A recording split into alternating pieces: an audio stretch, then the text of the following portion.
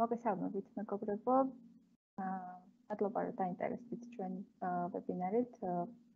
ვებინარი შეეხება ფინანსური ანგარიშგების კომპონენტებს, კერძოდ მოგებაზარალსა და ფინანსური მდგომარეობის ანგარიშგებას. ანუ ვებინარზე გადავალთ, მოგიყვებით ჩემზე. მე ვარ მარიკა შანთაძე. მუშაობ შეფასე ვიდეოში, ესე რომ ვთქვათ, კერძოდ მის ორ ქვეკომპანიაში.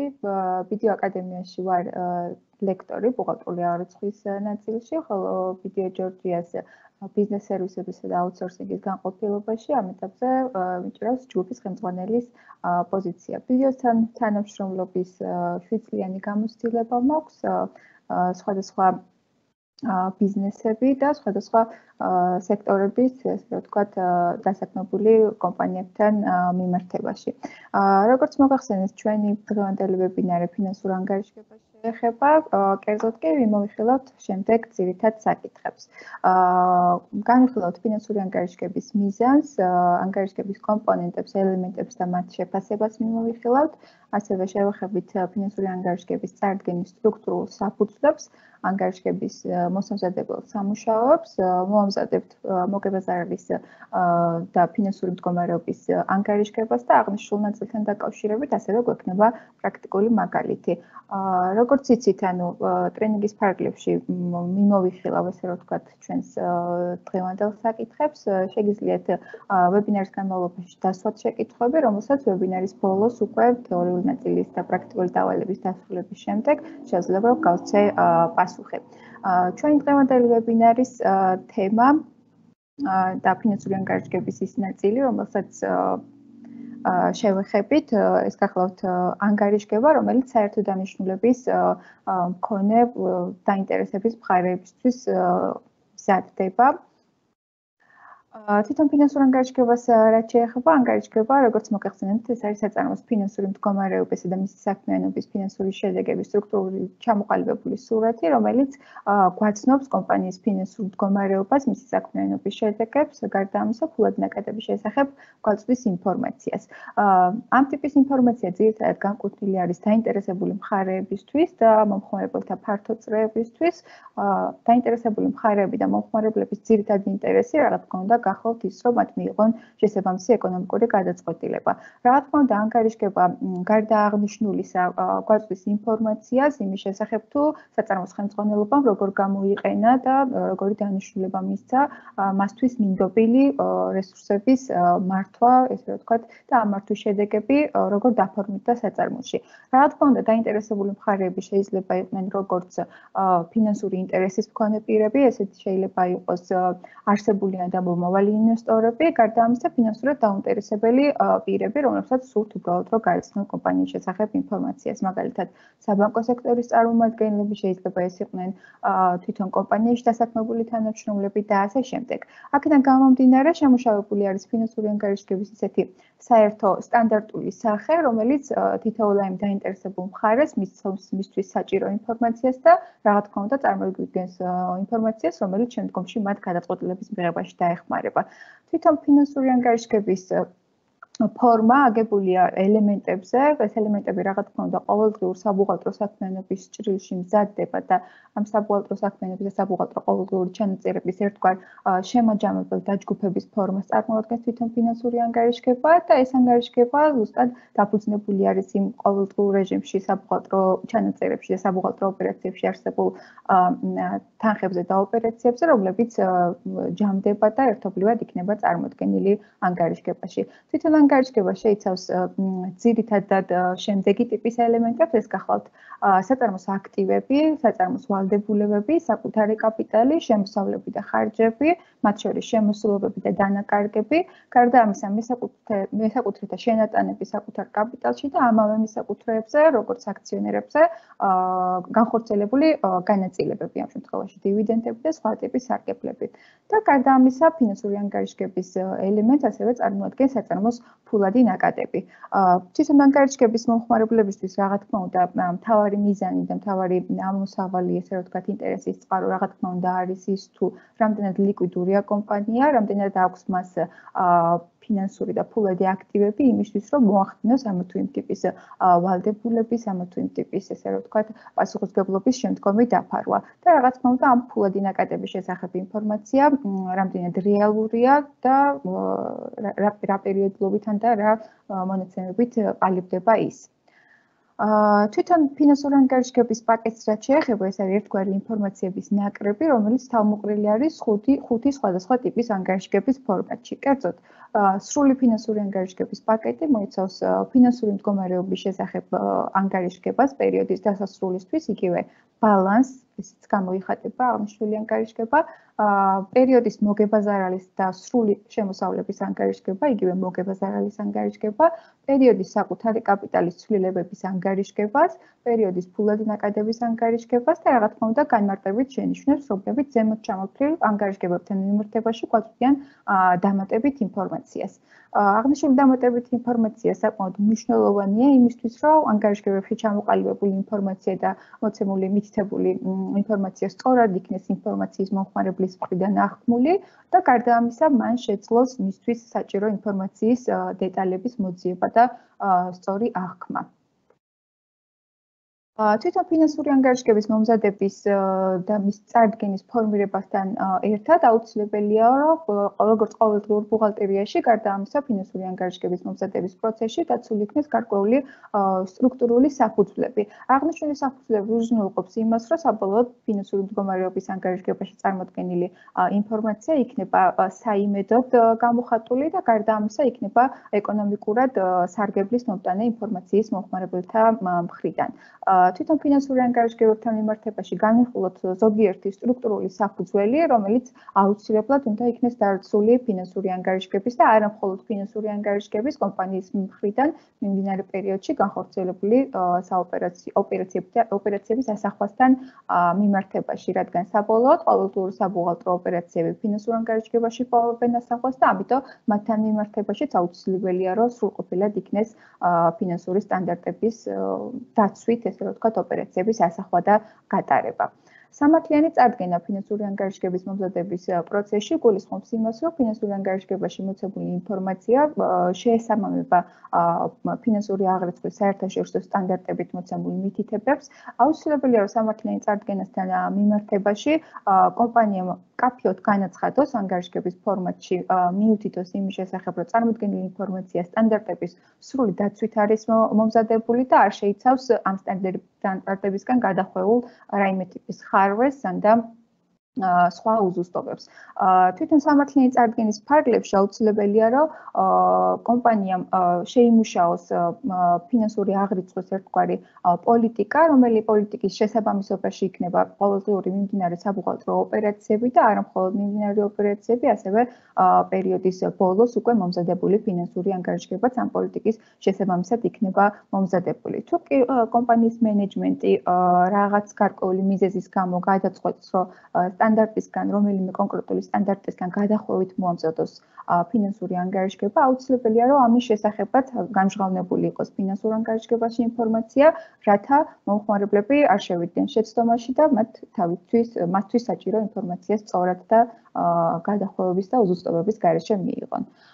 ფინანსური ანგარიშგების მომზადების დროს ასევე დაცული უნდა იქნეს ფუნქციონირებადი საწარმოო სტრუქტურული საფუძველი, რაც გულისხმობს იმას, რომ ანგარიშგების მომზადების პერიოდში კომპანიას განზრახული აქვს, რომ სამომავლოდაც გადაწყვეტს ოპერაციების განხორციელებას და ის არ ფლობს და არ განიცდის რაიმე ტიპის საფრთხის ქვეშ არ არის, რომ სამომავლოდ მოუწევს საქმიანობის შეჩერება და შეწყვეტა, ლიკვიდაციაზე წასვლა და ასე შემდეგ. თუ კი მსგავსი ტიპის საშიშროებიდან რაიმე ტიპის საფრთხე არსებობს, აუცილებელია, რომ ამის შესახებაც ფინანსურ ანგარიშგებაში იქნეს განხილული და განცხადებული, რათა აქაც ამ შემთხვევაშიც მომხმარებლები არ შეუყვანოთ შეცდომაში.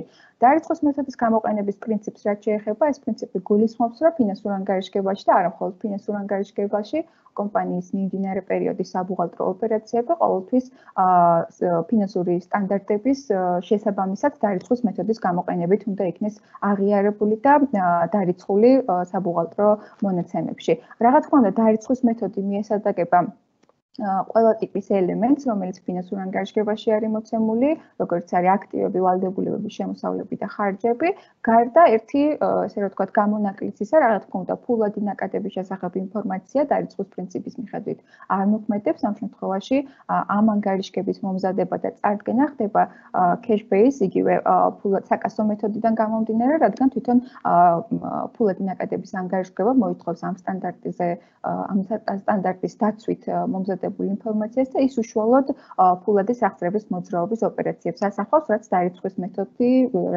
მეთოდისგან ცოტა გადახვეულ მეთოდს წარმოადგენს. ფინანსურ ანგარიშგებაში აუცილებელია, რომ ყველა არსებითი მუხლი, ამ შემთხვევაში ინფორმაციის მომხმარებლის მხრიდან მნიშვნელოვანი ყურადღების მისაქცევი პუნქტები ცალკე იყოს ინდივიდუალურად გამოყოფილი და არ მოხდეს ამ არსებითი მუხლების სხვა ტიპის ინფორმაციებთან გაერთიანება. ამისგან განსხვავებით, არაარსებითი მუხლები, რომლებიც ნაკლები მნიშვნელობის მატარებელია, ესე რომ ვთქვათ, ინფორმაციის მომხმარებლებისთვისა და თვითონ კომპანიის საოპერაციო საქმიანობიდან გამომდინარე, უფრო დაბალი ინტერესის მქონე ოპერაციებს წარმოადგენენ. ამ შემთხვევაში არაარსებითი მუხლები შეგვიძლია დავაჯგუფოთ თავისი ფუნქციური ან და შინაარსის მიხედვით და ესე ჯამური მაჩვენებლის სახით წარმოადგენოთ. თუმცა ამ ტიპის დაჯგუფებული ინფორმაციებით აუცილებელია, რომ გაშლილი და დეტალური ინფორმაციის სახით წარმოდგენილი იყოს დამატებით, განმარტებით შენიშვნებში, რათა მომხმარებელმა მაინც მიაქციოს ამ ყველაფერს ყურადღება და უბრალოდ ფლობდეს ინფორმაციას ამ გაერთიანებული მუხლების შესახებ.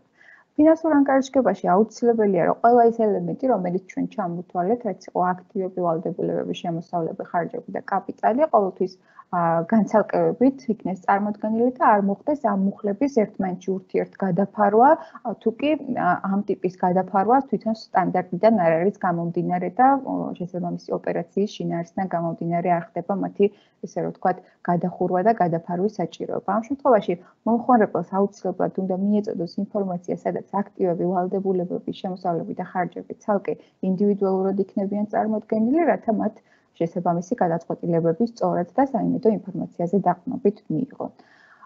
ანგარიშგების წარდგენას რა თქმა უნდა აქვს თავისი პერიოდულობა, აღნიშნული პერიოდულობა სტანდარტის შესაბამისი მოთხოვნებიდან გამომდინარე განისაზღვრება მინიმუმ 1 წლით.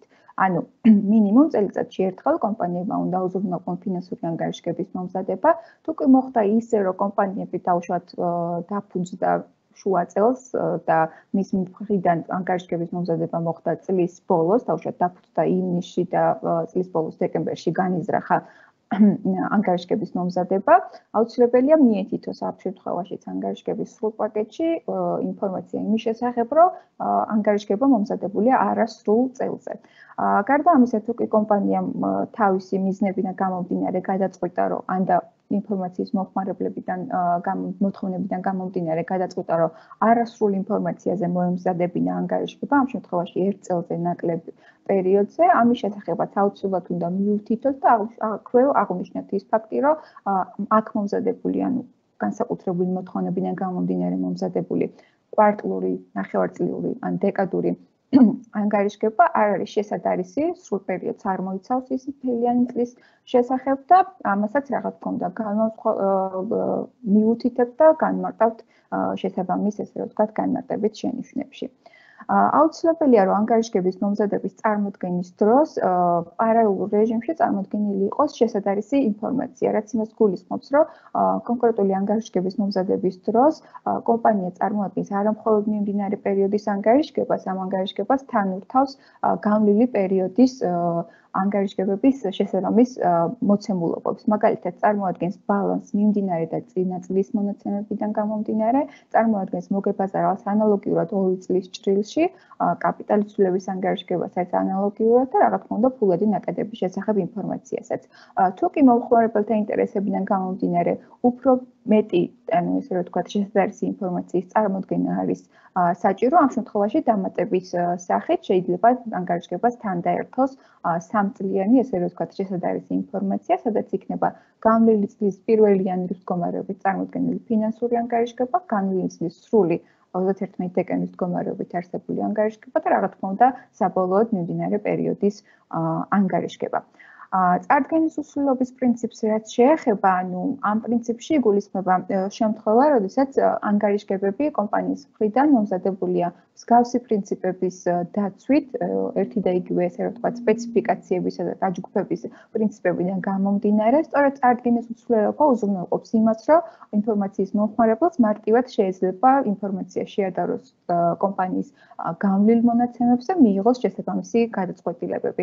თუ კი კომპანიას მიმდინარე პერიოდში ან ფინანსური სტანდარტებიდან გამომდინარე, ან და სხვა გარკვეული მიზეზიდან გამომდინარე მოუწევს გააკეთოს მანამდე გამოყენებული დაჯგუფებების ან სპეციფიკაციების შეცვლა, ამ შემთხვევაში ამ აქაც უთითებთ განმარტებით შენიშვნებში ამ ტიპის გადახვევების შესახებ, რათა ჩვენივე მომხმარებელი არ შევიყვანოთ შეცდომაში.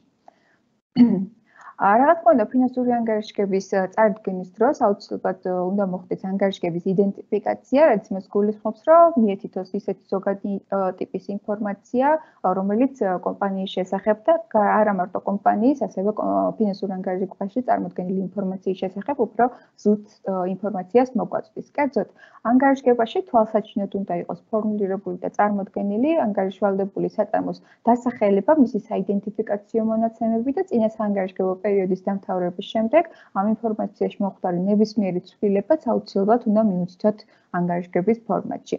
ფინანსური ანგარიშგების ფორმატში ასევე უნდა მიეთითოს კონკრეტულად ერთი რომელიმე ინდივიდუალური კომპანიის ფარგლებში ხდება ანგარიშგების წარდგენა, თუ ეს არის საწარმოო ჯგუფი, ანუ ხომ არ ვაკეთებთ კონსოლიდირებას, ხო არ ვაკეთებთ ჩვენი შვილობილი კომპანიების ან და ფილიალი კომპანიების, ესე რომ ვთქვათ, ანგარიშგებების ჯამურ წარდგენას.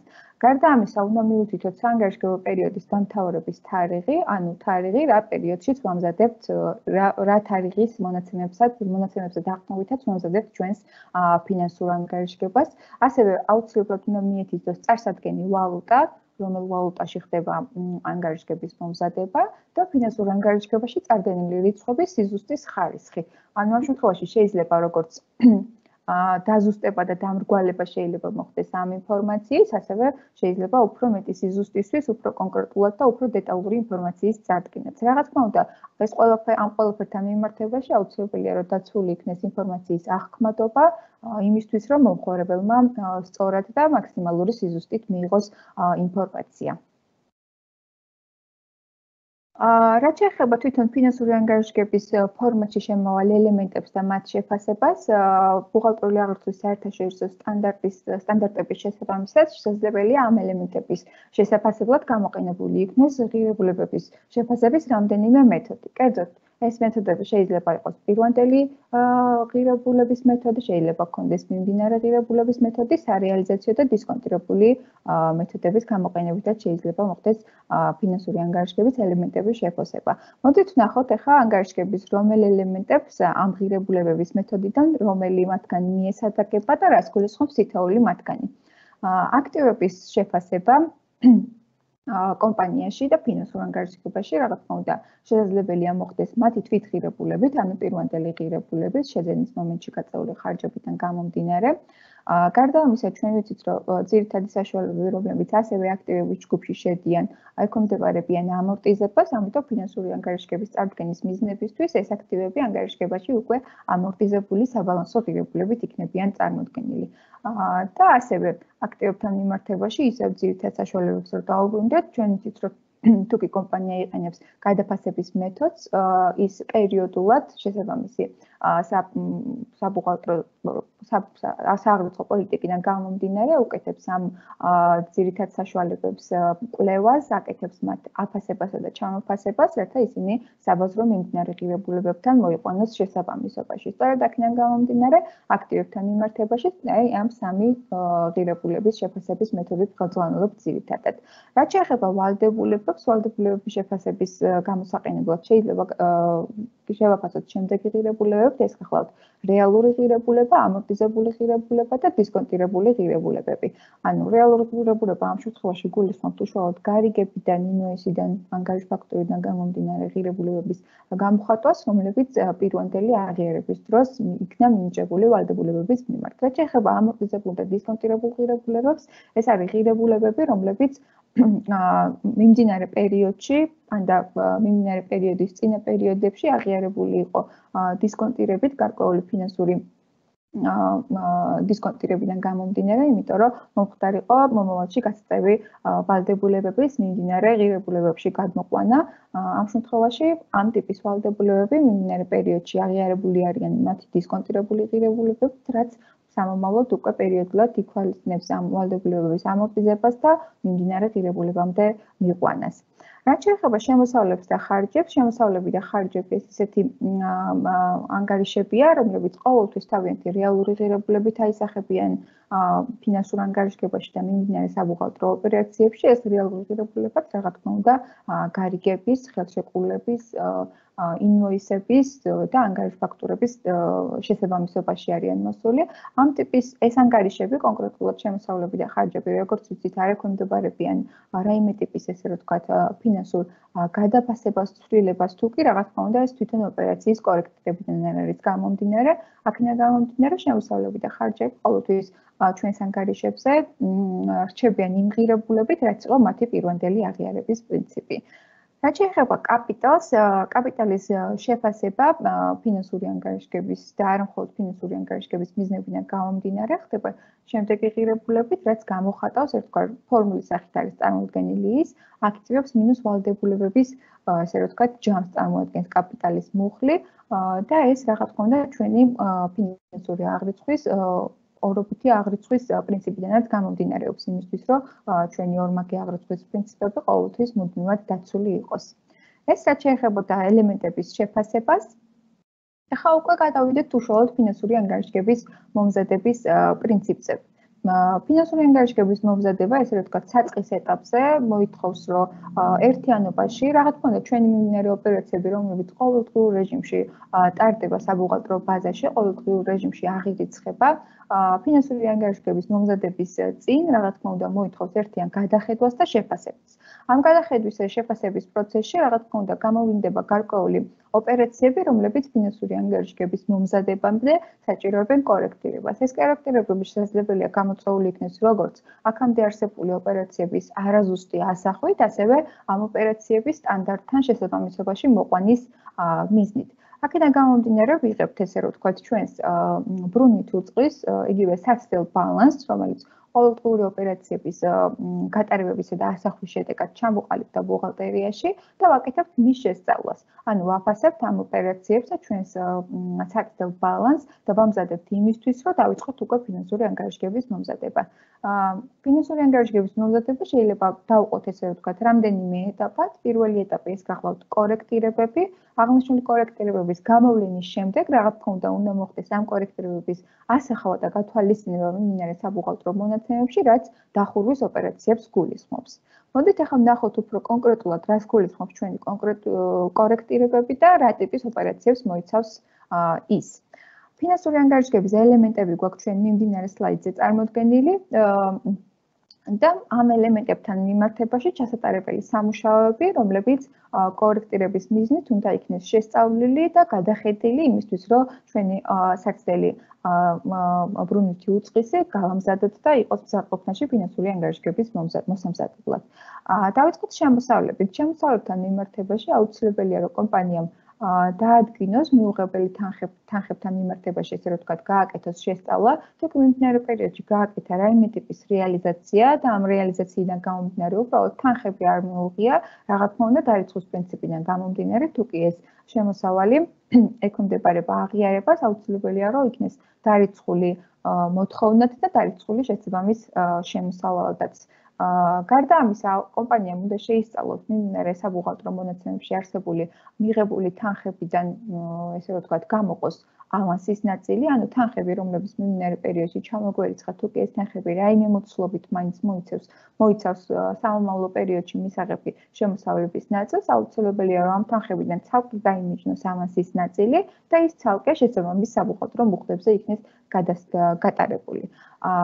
და ამის პარალელურად, რა თქმა უნდა, კომპანიას მიმდინარე პერიოდში თუ ფიქსირდება რაიმე ტიპის ავანსი, აუცილებელია, რომ ამ ავანსების დეტალური შესწავლაც მოხდეს და დადგინდეს, ხომ არ მოხდა მიღებული ავანსის ანგარიშებზე დარჩენილი ნაშთებიდან რაიმე ტიპის შემოსავლის და რეალიზაციის განხორციელება, რათა ავანსის ნაწილზე შესაბამისი რეალიზებული შემოსავლის აღიარება განხორციელდეს.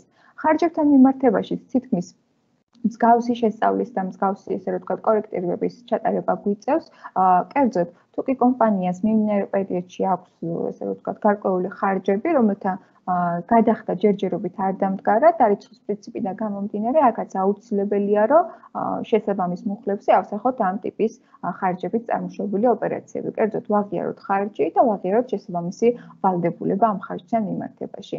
და რაღაც თქმა უნდა, ამ შემთხვევაში თუ კი კომპანიას აქვს რაიმე ტიპის წინასწარ გაწეული ხარჯები, წინასწარ გადახდილი ხარჯები, აუცილებელია, რომ ამ ხარჯებიდან გამოყოფილი იქნეს მიმდინარე პერიოდის კუთვნილი ხარჯების ნაწილი და ისინი შესაბამის ხარჯის ანგარიშებზე იქნენ ასახული და კატარებები, რაღაც თქმა უნდა, შესაბამისი საბუღალტრო მუხლების გამოყენებით. რაც შეეხება მოთხოვნებთან მიმართებაში აუცილებელია, რომ დეტალურად იქნეს ჩვენი დებიტორული დავალიანებების შესწავლა და ამ დებიტორული დავალიანებებიდან გამომდინარე დავადგინოთ უიმედო და საეჭვო მოთხოვნების ნაწილი, რაღაც თქმა უნდა, უიმედო მოთხოვნები თავისი საგადასახადო და ფინანსური მოთხოვნებიდან გამომდინარე უნდა დაექვემდებაროს მიმდინარე პერიოდში ჩამოწერას, თუ კი ამის შესაბამისი საფუძველი გვაქვს, ხოლო და გარდა ამისა, საეჭვო მოთხოვნებთან მიმართებაში უნდა გააკეთოს კომპანიამ ანარიცხების მომზადება და ეს ანარიცხებიც რაღაც თქმა უნდა მიმდინარე საბუღალტრო ოპერაციებში ასახოს და შესაბამის მუხლებზე შეიტანოს.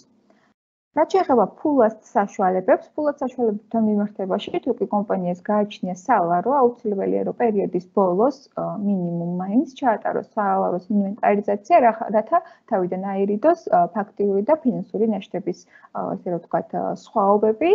თუ კი ამ ტიპის სხვაობების ზედმეტობისა და დანაკლისის გამოვლენა მოხდება, აუცილებელია, რომ მიმდინარე საბუღალტრო ბაზა და მიმდინარე საბუღალტრო ჩანაწერები ამ ტიპის სხვაობების შესახებ ინფორმაციას ითვალისწინებდეს და რაღაც თქმა უნდა ამ საალაროს ნაშთიც გასწორებაც შესაბამისად უნდა მოხდეს. გარდა ამისა, ფულად საშუალებებთან მიმართებაში კომპანიამ უნდა გააკეთოს უცხოური ვალუტით შეფასებული ფინანსური მუხლების გადაფასება და ისინი მოიყვანოს ფინანსური ანგარიშგების მომზადების თარიღისთვის არსებულ სავალუტო კურსებთან შესაბამისობაში. ანუ გააკეთოს ამ მუხლების გადაფასება იმ თარიღით, რა თარიღშიც მზადდება ფინანსური ანგარიშგება. სასაქონლო მატერიალურ ფასეულებებთან მიმართებაში აუცილებელია კომპანიამ ჩაატაროს პერიოდის ბოლოს ნახშირად დარჩენილი მარაგების შეფასება და გარდა ამისა დათვალოს სასაქონლო მატერიალური ფასეულებების ნეტო სარეალიზაციო ღირებულება და საჭიროების შემთხვევაში გააკეთოს მარაგების ჩამოწერა ამ ნეტო სარეალიზაციო ღირებულებამდე. რაღაც თქმა უნდა, ამ შემთხვევაში აუცილებელია, რომ ჩატარდეს ინვენტარიზაცია, რათა ფაქტიურ და ფინანსურ ნაშთებს შორის რაიმე ტიპის უზუსტობა და სხვაობა თავიდან იქნეს არიდებული. ძირითად საშუალებებს და არამატერიალურ აქტივებს რაც შეეხება, ამ შემთხვევაში კომპანიები ითვლიან და გაანგარიშებებს უკეთებენ ძირითადი საშუალებებისა და არამატერიალური აქტივების ცვეთას და აღნიშნული ცვეთის თანხების და ამორტიზაციის თანხების დარიცხვა და ასახვა ხდება საბუღალტრო ბაზაში. მიმდინარე სლაიდზე წარმოდგენილია ის ძირითადი ოპერაციები და ძირითადი კორექტირების ოპერაციები, რომლებიც ზოგადად აუცილებლად უნდა ჩატარდეს ბუღალტერიაში, მაგრამ გარდა ამისა, ჩვენი საბუღალტრო ჩანაწერების შესწავლის დროს თუ გამოვიდა რაიმე ტიპის უზუსტობა, რომელიც ჩვენს ფინანსური აღრიცხვის საერთაშორისო სტანდარტებთან მიმართებაში არ მოდის შესაბამისობაში, რა თქმა უნდა, ეს ამ ტიპის უზუსტობებიც აუცილებელია, რომ იქნეს გასწორებული შესაბამის მუხლებზე, ესე რომ ვთქვათ, ასახული, რათა ფინანსური ანგარიშგების წარდგენის დროს არ დაიღოს მისი სტრუქტურული საფუძვლები და ჩვენს მიერ წარმოდგენილი ინფორმაცია იყოს მომხმარებლისთვის საიმედო და არ შეიცავდეს არსებით უზუსტობებს. ხო, ანუ თვითონ შემოსავლებისა და ხარჯების დახურვის ოპერაციებიც, ესე რომ ვთქვათ, კორექტირების და ფინანსური ანგარიშგების მომზადების ერთ-ერთ ესე რომ ვთქვათ, შემადგენელ ნაწილს წარმოადგენს. ამ შემთხვევაში, როცა უკვე ვასრულებთ ჩვენს კორექტირებებს, ვაკეთებთ დახურვის ოპერაციებს, რაც გულისხმობს, რომ ჩვენი უკვე საბუღალტრო ბაზა, სტატისტიკელი ბალანსი, რომელშიც შევიტანეთ ყველა მნიშვნელოვანი კორექტირება, მოვიყვანეთ უკვე ფინანსურ სტანდარტებთან და შესაბამისობაში და ეს ყველაფერი ჩვენი საბუღალტრო ჩანაწერები და ჩვენი სტატისტიკელი ბალანსი, ბრუნვითი უწყისი უკვე მზად არის იმისთვის, რომ დავიწყოთ ფინანსური ანგარიშგების მომზადება. ფინანსური ანგარიშგების მომზადებას, ესე რომ ვთქვათ, ვიწყებთ მოგებაზარალის ანგარიშგებით. მოგებაზარალის ანგარიშგება ეს არის ანგარიშგება, რომელიც ასახავს კომპანიის ფინანსურ შედეგებს. ანუ მოგებაზარალის ანგარიშგებაში ერთმანეთს უპირისპირდება კომპანიის მიერ მიმდინარე პერიოდში მიღებული შემოსავლები, ამავე პერიოდში არსებულ ხარჯებთან მიმართებაში. ამ ორი პუნქტის ერთმანეთთან შედარების შედეგად უკვე ვიღებთ ინფორმაციას იმის შესახებ, თუ რა შედეგზე გავიდა მიმდინარე პერიოდში კომპანია. ეს იქნება მოგება და ეს იქნება ზარალი. მოგების შემთხვევაში რა თქმა უნდა კომპანიის შემოსავლები მიმდინარე პერიოდში აჭარბებს ხოლმე ამავე პერიოდში მიღებულ გაწეულ ხარჯებს, ხოლო პირიქით ხარჯების შემთხვევაში მიმდინარე პერიოდის ხარჯები აღემატება ამავე პერიოდის შემოსავლების ნაწილს. თვითონ მოგება-ზარალის ანგარიშგების მომზადების ორი მეთოდი არსებობს. ბუღალტერული აღრიცხვის საერთაშორისო სტანდარტი გვთავაზობს მოგება-ზარალის მომზადების ორ სხვადასხვა მეთოდს. ამ მეთოდებთან მიმართებაში კომპანია ირჩევს იმ მეთოდს, რომელიც უფრო საიმედოდ და შესაბამისად წარმოადგენს ინფორმაციას. რაც შეეხება ახლა ამ მეთოდს, მეთოდები სრულად, ესე რომ ვთქვათ, იდენტურ საბოლოო შედეგს გვაძლევს, უბრალოდ მათ შორის განსხვავება ის არის, თუ როგორ იქნება ხარჯები და შემოსავლები დაჯგუფებული ამ ანგარიშგებებში და ეს დაჯგუფება რა თქმა უნდა ემსახურება იმას, რომ მომხმარებელმა მისთვის საჭირო ინფორმაცია მიიღოს ყველაზე უფრო ესე რომ ვთქვათ დეტალურად და საიმედოდ წარმოდგენილი. თვითონ მოგება-ზარალის ანგარიშგების პირველი მეთოდი, რომელსაც ჩვენ ახლა განვიხილავთ, ეს არის ეკონომიკური შინაარსის მიხედვით დაჯგუფების მეთოდი, ხოლო მეორე მეთოდს ეძახიან ხარჯების ფუნქციების, ანუ მიმოქცევის ხარჯების მეთოდით დაჯგუფებას. რა თქმა უნდა, როგორც გითხარით, ორივე მეთოდი საბოლოოდ გვაძლევს სრულად ერთი და იგივე ფინანსურ შედეგს და რა თქმა უნდა, ეს მეთოდები შეიცავს გარკვეულ საერთო ინფორმაციას, ეს საერთო ინფორმაცია კი არის რა თქმა უნდა ამონაკები და შემოსავლები, რომლებიც კომპანიამ მიმდინარე პერიოდში მიიღო, საოპერაციო შემოსავლები, სხვა საოპერაციო შემოსავლები და გარდა ამისა სხვა ხარჯები, რომლებიც აისახებიან ჩამოთვლილი მუხლების გარდა, ესე რომ ვთქვათ, სხვა დანარჩენ ხარჯებში. ნახოთ ახლა თითოეული მეთოდის მომზადებული მოგება-ზარალის ანგარიშგება რა ფორმატით გამოიყურება. მოგება-ზარალის ანგარიშგება, რომელიც ეკონომიკური შინაარსის მიხედვით დაჯგუფებს ჩვენს შემოსავლებსა და ხარჯებს, შემდეგი სახით არის წარმოდგენილი. პირველი პუნქტი, რომელიც ანგარიშგების, ესე რომ ვთქვათ, დასაწყისში იწერება, ეს გახლავთ შემოსავალი რეალიზაციიდან, ანუ კომპანიის მიერ მიმდინარე პერიოდში მიღებული შემოსავლის ნაწილი.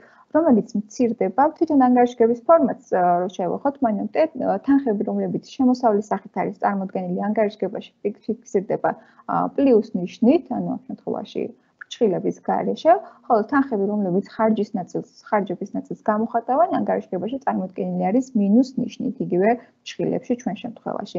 პირველი პუნქტი, როგორც მოგახსენეთ, ეს არის შემოსავალი რეალიზაციიდან, ამ ჩვენს კონკრეტულ მაგალითში თანხა ამ შემთხვევაში შეადგენს 115,200 ლარს. შემოსავალი რეალიზაციიდან უკვე მცირდება რეალიზებული საქონლისგან და რეალიზებული მომსახურების თვითღირებულებით. ანუ რეალიზებული საქონლისა და მომსახურების თვითღირებულება ამ ნაწილში ჩართული არის ის ძირითადი ხარჯები, რომლებიც კომპანიამ მიმდინარე პერიოდში შემოსავლის მიღებასთან მიმართებაში, ესე რომ ვთქვათ, გასწია. ანუ თუ კი კომპანიის ძირითადი საქმიანობა წარმოდგენილი არის საქონლის ყიდვა-გაყიდვით, ამ შემთხვევაში გაყიდვის ნაწილთან დაკავშირებული ხარჯები და ძირითად საოპერაციო საქმიანობასთან დაკავშირებული ხარჯები იქნება თამოყრილი რეალიზებული საქონლის თვითღირებულებაში. თუ კომპანია წევს მომსახურებას, ამ შემთხვევაში ძირითადი მომსახურების ნაწილთან დაკავშირებული ხარჯებს ჩავთავთ რეალიზებული მომსახურების თვითღირებულებაში ამ შემთხვევაში. მაგალითად, უშუალოდ კონკრეტულად დასაქმებული თანამშრომლების ხელფასი, თუ კი ძირითადი საშუალებების გამოყენება, კომპიუტერების, ავტომანქანების და ასე შემდეგ ტექნიკის ჩართულობა არის საჭირო იმისთვის, რომ ჩვენ ძირითადი საქმიანობა გავწიოთ ამ ტექნიკის ცვეთა და ამორტიზაციაც ამ ნაწილში იქნება ჩართული, სხვა ტიპის მასალები, ნედლეული და ასე შემდეგ, მაგალითად, იგივე სატრანსპორტო მომსახურების გამწვევი კომპანიის მაგალითი რო განვიხილოთ, ამ შემთხვევაში საწვავის ღირებულება, რომელიც ძირითადი საქმიანობის ნაწილთან არის დაკავშირებული, ეს ნაწილით რეალიზებული საქონლის თვითღირებულებაში იქნება ჩართული.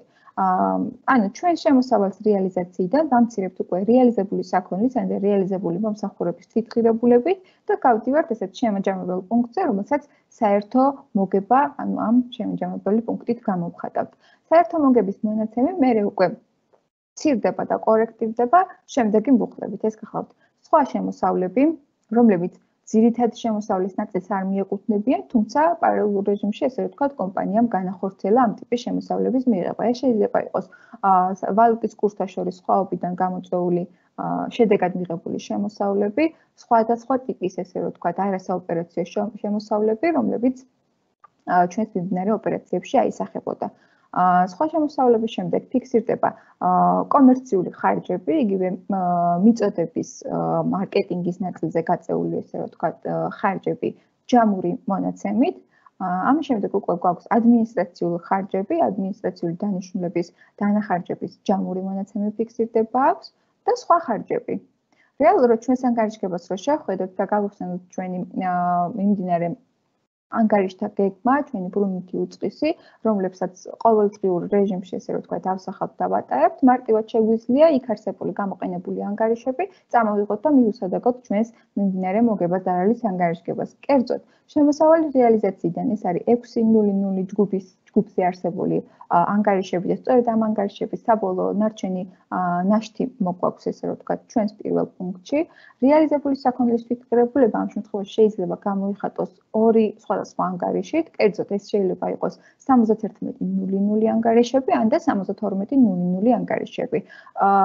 ანუ ეს ანგარიშები ფუნქციურად ორივე, ესე ვთქვათ, წარმოადგენს რეალიზებული საქონლის თვითღირებულების ანგარიშებს, მათ შორის განსხვავება ძირითადად გახლავს ის, რომ 71.00 ანგარიშები 71.00 ანგარიშებს კომპანიები მათი პირდაპირ დაკავშირებული და საოპერაციო ხარჯების გამოსახატავად იყენებენ იმ შემთხვევაში, თუ კი ამ კომპანიების მხრიდან ხდება უშუალოდ მომსახურების ან და უშუალოდ საქონლის ადგილზე წარმოება და შემდგომში უკვე რეალიზაცია. ხოლო კომპანიები, რომლებიც მუშაობენ პრინციპზე ვიყიდე გავყიდე, ანუ ჩვეულებრივ სავაჭრო კომპანიები, რომლებიც მზა პროდუქციას ყიდულობენ და უბრალოდ მათ შემდგომ გადაყიდვას ახერხებენ საბოლოო მომხმარებელზე, ამ შემთხვევაში ანუ გაყიდული რეალიზებული საქონლის თვითღირებულების აღსარიცხავად იყენებენ ხოლმე 72.00 ანგარიშებს, შესაბამისად ამ ანგარიშების თავმოყრა და გაერთიანება ხდება რეალიზებული საქონლის თვითღირებულების ანგარიშზე. საერთო მოგება, როგორც გითხარით, ანგარიშგების შემაჯამებელი მუხლი, ამიტომ მას ჩვენს ანგარიშთა გეგმაში არ მიესადაგება არც ერთი მუხლი, რაც შეეხება სხვა შემოსავლებს. სხვა შემოსავლები ეს არის 81.00 ანგარიშები, ჩვენი არასაოპერაციო შემოსავლის ანგარიშები, ან და შეიძლება იყოს 91.00 ანგარიშები, ანუ სხვა შემოსავლების ანგარიშები, თუ კი ესეთი ანგარიშები კომპანიას მიმდინარე პერიოდში გააჩნდა და სარგებლობდა და მოხდა ამ ანგარიშებზე რაღაც მქონე თანხების აღრიცხვა. კომერციული ხარჯები ეს იგივე ჩვენი 73.00 ანგარიშებია. სწორედ ამ ანგარიშებზე თავმოყრილი ხარჯები ჯგუფდება და გადმოდის ჩვენი კომერციული ხარჯების ჯამურ მონაცემში. ადმინისტრაციულ ხარჯებს რაც შეეხება, ეს ხარჯები არის ჩვენი 74.00 ჯგუფის ანგარიშები და ისინი, როგორც გითხარით, ადმინისტრაციულ მიმდინარე პერიოდის ხარჯებს წარმოადგენენ. რაც შეეხება სხვა ხარჯებს, ესენი გახლავთ 82.00 არასაოპერაციო და სხვა ტიპის, ესე ვთქვათ, დამატებითი ხარჯები, რომლებიც ზემოთ წარმოდგენილ არც ერთ, ესე ვთქვათ, ხარჯის ჯგუფს არ მიესადაგებოდნენ, არ მოხდა მათი ამ ხარჯების ჯგუფში გაერთიანება და ისინი გადავიდნენ სხვა ხარჯების ჯგუფში. მაგალითად, შეიძლება ეს იყოს კურსაშორის სხვაობიდან გამოწვეული, იგივე საკურსო სხვაობით გამოწვეული ზარალი, ეს შეიძლება იყოს სასაქონლო მატერიალური ფასეულებების ზენორმატიული დანახარჯებით გამოწვეული ხარჯები და ასე შემდეგ. სხვადასხვა ტიპის არასტანდარტული და არასაოპერაციო ხარჯების ნაწილში გატარებული და ასახული თანხები. აი ამ ანგარიშების ჩამოთვლის შემდეგ ფაქტიურად გავდივართ ჩვენს ახალ შემაჯამებელ პუნქტზე, რომელიც გახლავთ მოგება დაბეგვრამდე. ანუ ამ შემთხვევაში დადებითი შედეგი, პლუსიანი შედეგი ნიშნავს იმას, რომ კომპანიამ გავიდა დადებით შედეგზე. მოგება დაბეგვრამდე აერთიანებს ზემოთ, ანუ საერთო მოგებიდან ქვევით არსებულ ყველა პუნქტს, ანუ 65,200 ემატება და აკლდება ყველა ქვემოთ ჩამოთვლილი პუნქტები, ანუ სხვა შემოსავლები, კომერციული ხარჯები, ადმინისტრაციული ხარჯები და სხვა ხარჯები. რის შედეგადაც გავდივართ მოგება დაბეგვრამდე. ამის შემდეგ ვითვლით მოგების გადასახადს, მოგების თანხიდან და მოგება დაბეგვრამდე ამ თანხიდან მოგების გადასახადის ამოკლების შემდეგ ფაქტიურად გავდივართ წმინდა მოგებაზე. წმინდა მოგების თანხა ეს არის თანხა, რომელიც ფაქტიურად ჩვენი შემოსავლების და ხარჯების ურთიერთშეპირისპირების შედეგად ჩამოყალიბდა და დადგინდა. რა თქმა უნდა, ჩვენს ამ საბოლოო შედეგის ასახვა და გადატანა აუცილებელია, რომ მოხდეს შესაბამის საბალანსო მუხლზე და ეს საბალანსო მუხლი შეიძლება წარმოდგენილი იქნეს ორი ანგარიშით. კერძოდ, თუ კი კომპანია მიმდინარე პერიოდში მიიღო მოგება, ანუ მისმა ფინანსურმა შედეგმა მიმდინარე პერიოდში დააფიქსირა წმინდა მოგება, ამ შემთხვევაში მოგებას არ არის ანგარიში, იხურება გაუნაწილებელი მოგების ანგარიშზე 53-10 ანგარიშზე. თუ კი კომპანიის მიმდინარე პერიოდის ხარჯები აღემატებოდა შემოსავლის ნაწილს, ამ შემთხვევაში კომპანიის მოგება ზარალის საბოლოო პუნქტი იხურება და გადადის დაუფარავი ზარალის ანგარიშზე, ამ შემთხვევაში 53-20 ანგარიშზე. თვითონ ანგარიშგების მომზადება ჩვენთან წარმოდგენილი ფორმატი ეს იყო ანგარიშგების ფორმა, თუმცა ამ ანგარიშგების მომზადება დღესდღეობით საბუღალტრო პროგრამების საშუალებითაც შეიძლება. ეს ყველაფერი საბუღალტრო პროგრამებში უკვე ისედაც ზოგიერთ საბუღალტრო პროგრამაში ავტომატურად დევს, გვაქვს მარტივი აწყობები, რომელთა საშუალებითაც ჩვენი მოგებაზარალის მუხლები, ისეთები როგორიცაა 6-იანი, 7-იანი, 8-იანი და 9-იანი ანგარიშები, ავტომატურად იხურება ანგარიშზე 53-30 საანგარიშგებო პერიოდის მოგებაზარალი. სწორედ ამ ანგარიშზე ხდება ყველა მიმდინარე ანგარიშის გადახურვა, რის შედეგადაც ფორმირდება საბოლოო თანხობრივი მოცულობის ფარგლებში ჩვენი კომპანიის მიმდინარე პერიოდის მოგება ან და ზარალი. ეს რა თქმა უნდა ტექნიკურად რაც შეეხებოდა ამ ნაწილს, თუმცა დღესდღეობით ბევრი საბუღალტრო პროგრამა უკვე ანგარიშგებას, მოგებაზარალის ანგარიშგებას და არა მხოლოდ მოგებაზარალის ანგარიშგებას წარმოადგენს მისი სრულყოფილი სახით, ანუ ამ ანგარიშების დაჯგუფება ხდება სწორედ იმ პრინციპის გამოყენებით, რაზეც ჩვენ უკვე ვისაუბრეთ და საბოლოოდ უბრალოდ პროგრამებს აქვთ იმის საშუალება და უზრუნველყოფა, რომ ეს ანგარიშგება წარმოადგენენ თავისი სრულყოფილი სახით უკვე დაჯგუფებული და ანგარიშგების მანამდე განხილული ფორმატის მოცულობით. განვიხილოთ მოგებაზარალის ანგარიშგების მეორე მეთოდი, რომელიც გახლავთ ხარჯების დაჯგუფება ფუნქციების მიხედვით. როგორც გითხარით, ეს მეთოდი სრულიად idენტურ დანიშნულებას ემსახურება. ამ მეთოდის საშუალებითაც რა თქმა უნდა ვიტყვით კომპანიის ფინანსურ შედეგს, იმისთვის რომ გავიგოთ მიმდინარე პერიოდში რა ტიპის ფინანსურ შედეგზე გავიდა კომპანია. უბრალოდ განსხვავება წინა მეთოდისგან განსხვავებით გახლავთ ის, რომ აქ უფრო ესე რომ ვთქვათ, განსხვავებული ფორმატით არის ჩვენი ხარჯები დაჯგუფებული და წარმოდგენილი და რა თქმა უნდა მათი სტრუქტურაც და მათი დეტალებიც უფრო სხვა ფორმით არის წარმოდგენილი.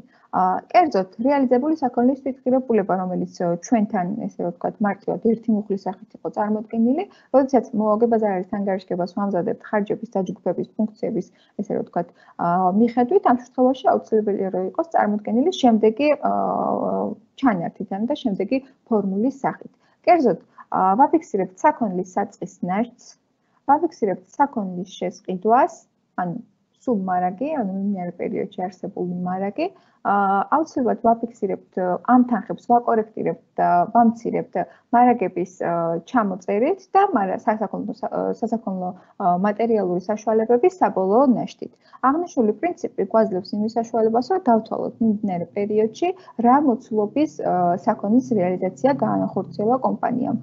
კერძოდ, ანუ მარტივად რო შევაფასოთ ოპერაცია, ვიღებთ საწყის ნაშთს სასაქონლო მატერიალური ფასეულებების, ვამატებთ მიმდინარე პერიოდის შესყიდვებს და ამ ყველაფერს ვაკორექტირებთ და ესე რომ ვთქვათ, ვამცირებთ ჩვენი სასაქონლო მატერიალური ფასეულებების საბოლოო ნაშთით.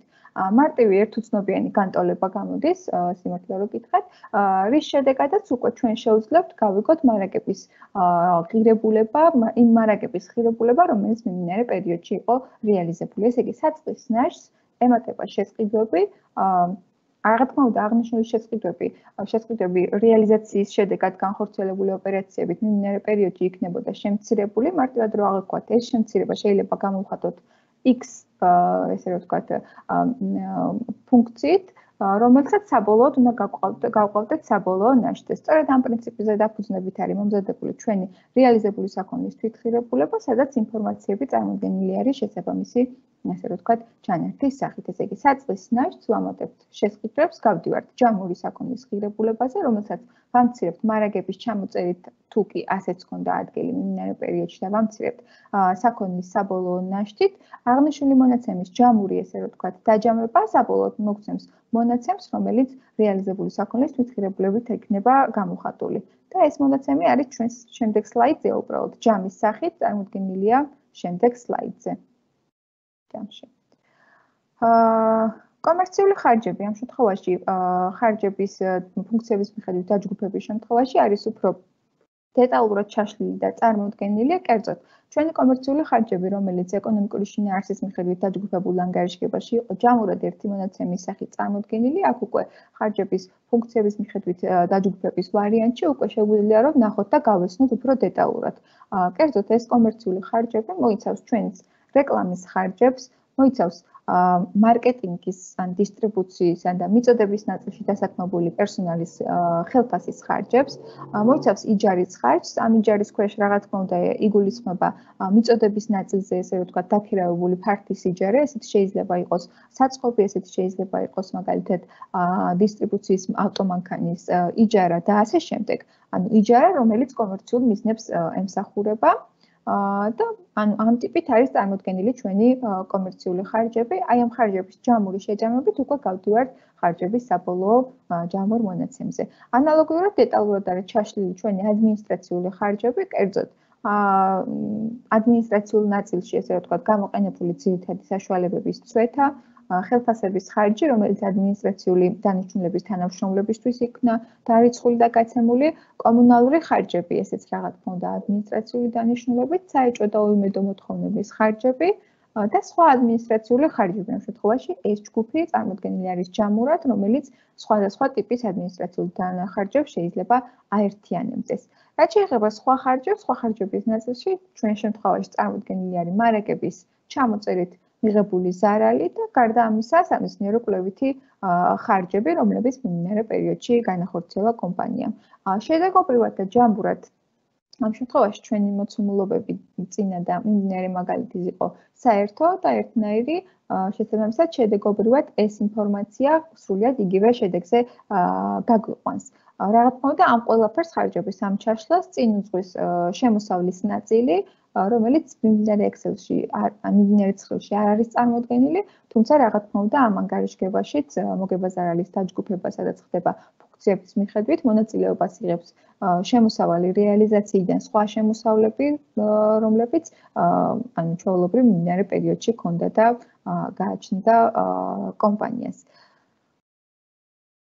ეხებოდა მოგება ზარალის ანგარიშგებას, ახლა უკვე გადავიდეთ ფინანსური მდგომარეობის ანგარიშგების ნაწილზე. ფინანსური მდგომარეობის ანგარიშგება ეს არის იგივე ბალანსი, შეიძლება ორი სახით, ესე რომ ვთქვათ, ორი სახელით შევხვდეთ ჩვენს ფინანსურ აღრიცხვის და ანუ ესე რომ ვთქვათ, ყოველდღიურ საბუღალტრო საქმიანობის ნაწილში. ფინანსური მდგომარეობის ანგარიშგება ჩვენი ისევ ჩვენს ანგარიშთა გეგმას რომ მიუბრუნდეთ, მოგება ზარალის ანგარიშგებაში ჩვენ ფაქტიურად დავხურეთ და გავანულეთ ჩვენი დროებითი ანგარიშები, როგორებიც იყო 6-იანის ჯგუფი, 7-იანის ჯგუფი, 8-იანისა და 9-იანის ჯგუფები. ჩვენი ანგარიშთა გეგმიდან მარტივად რო შევხედოთ, ამ ყველაფერს გვჩება ისეთი საბალანსო ანგარიშები, როგორებიც არის აქტივები, ვალდებულებები და კაპიტალი. ეს ანგარიშები, რა თქმა უნდა, მოგეხსენებათ, რომ ერთიანების, ორიანებისა, ერთიანი, ორიანი, სამიანის, 4-იანისა და 5-იანის ჯგუფში არის წარმოდგენილი. ჩვენ მიმდინარე პერიოდის ფინანსური შედეგი, როგორც იყო შემოსავლების და ხარჯების ზეპირისპირების შედეგად წარმოშობილი საბოლოო ფინანსური შედეგი, საბოლოოდ იხურება კაპიტალის მუხზე, ანუ 5-იანი, რომელზეც ჩვენ უკვე ვისაუბრეთ, გაუნაწილებელი მოგებისა და დაუფარავი ზარალის ანგარიში, სწორედ კაპიტალის 5-яნის ჯგუფის ანგარიშს წარმოადგენს, ამიტომ ფინანსური შედეგი ფაქტიურად უკვე თავმოყრილი და გადატანილი არის საბალანსო მუხზე, კერძოდ კაპიტალის მუხზე და ჩვენი მიმდინარე საბუღალტრო ჩანაწერები უკვე მზად არის იმისთვის, რომ მომზადდეს ფინანსური ანგარიშგება. თვითონ ფინანსური მდგომარეობის ანგარიშგება შეიცავს საბალანსო მუხლებს, როგორც გითხარით, როგორც საკუთარი აქტივები, ვალდებულებები და საკუთარი კაპიტალი და აი ამ საბალანსო მუხლების აღრიცხვის და ესე ვთქვათ, ბუღალტრული შეფასების დროს აუცილებელია, რომ დაცული იქნეს ისეთი ბუღალტრული პრინციპები, როგორიცაა ფულადი შეფასება, ორმხრივობა, ავტონომიურობა, უწყვეტობა და პირვანდელი ღირებულების მეთოდები. რაც გულისხმობს ახლა თითოეული ეს მეთოდი. რაღაც ყავდა მიმდინარე საბუღალტრო ჩანაწერებში შეუძლებელია, რომ ნებისმიერი ოპერაცია ესე ვთქვათ, აისახოს და ასახვა ყოველს ამ ოპერაციებიდან მიმდინარე ბუღალტრო ჩანაწერებში, თუ კი ამ ოპერაციებს არ აქვს შესაბამისი ფულადი გამოხატულება. ანუ მხოლოდ თანხობრივი ნაწილის დაფიქსირება, თანხობრივ ნაწილში გადაყვანა აუცილებელია, რომ გავუკეთდეს ნებისმიერ ოპერაციას, რათა ამ ყველაფერმა პოვოს ჩვენს ანგარიშგებაში ასახვა. ორხურობის პრინციპი არა მხოლოდ ანგარიშგების შედგენის დროს, არამედ მიმდინარე ოპერაციების შესრულების დროსაც აუცილებელია, რომ დაცული იქნეს, რაც გულისხმობს იმას, რომ ერთ და იგივე ოპერაციას აქვს ფინანსურ ანგარიშგებზე ორ მხარეს, ესე ვთქვათ, ზემოქმედების საშუალება, კერძოდ ვაფიქსირებთ როგორც აქტივს, ანუ შეძენის მარტივად რო განვიხილოთ მაგალითად საქონლის შეძენის ვარიანტი რო დავაფიქსიროთ, საქონლის შეძენა ფიქსირდება როგორც აქტივის ნაწილზე, როგორც სასაქონლო მატერიალური ფასეულობა და ამ ფასეულობის თანხა, ასევე პარალელურად აუცილებელია რომ დაფიქსირდეს ამ აქტივის წარმოშობის წყარო. ამ შემთხვევაში სავაჭრო კრედიტორული დავალიანება, ხო? ან და დავაფიქსიროთ წყარო იმ მხრივ, რომ ამ საქონლის შეძენის დროს ჩვენ მოგვიწია ფულადის აღწრების გადახდა და შევამციროთ, ესე რომ ვთქვათ, საქონლის შემოსვლით შევამციროთ ჩვენი ფულადი თანხები.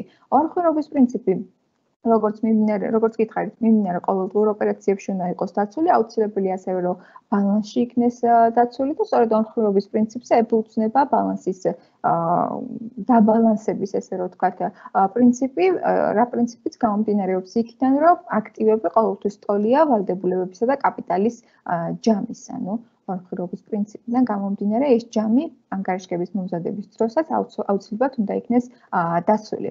ავტონომიურობის პრინციპს რაც შეეხება, ეს პრინციპი გულისხმობს იმ ფაქტს, რომ კომპანიის მიმდინარე საბუღალტრო ოპერაციები ავტონომიურად არის წარმოდგენილი და არ შეიცავს რაიმე ტიპის ოპერაციას, რომელიც ან და ინფორმაციას, რომელიც უშუალო კონკრეტულ არა ამ სუბიექტთან დაკავშირებულ ოპერაციას მოიცავს. ანუ ამ შემთხვევაში მარტივად რო ვთქვათ, კომპანიის დირექტორის ან და კომპანიის პარტნიორების ოპერაციები რაღაც თქმა არ ექვემდებარებიან მიმდინარე ოპერაციებში ჩართვას, თუ კი ისინი უშუალოდ კომპანიასთან დაკავშირებულ ოპერაციებს არ წარმოადგენენ. ამ შემთხვევაში აუცილებელია, რომ კომპანია ცალკე როგორც ავტონომიური სუბიექტი იქნეს განხილული და მისი შესაბამისი ოპერაციები აი ამ ავტონომიურობის პრინციპის დაცვით იქნეს წარმოდგენილი.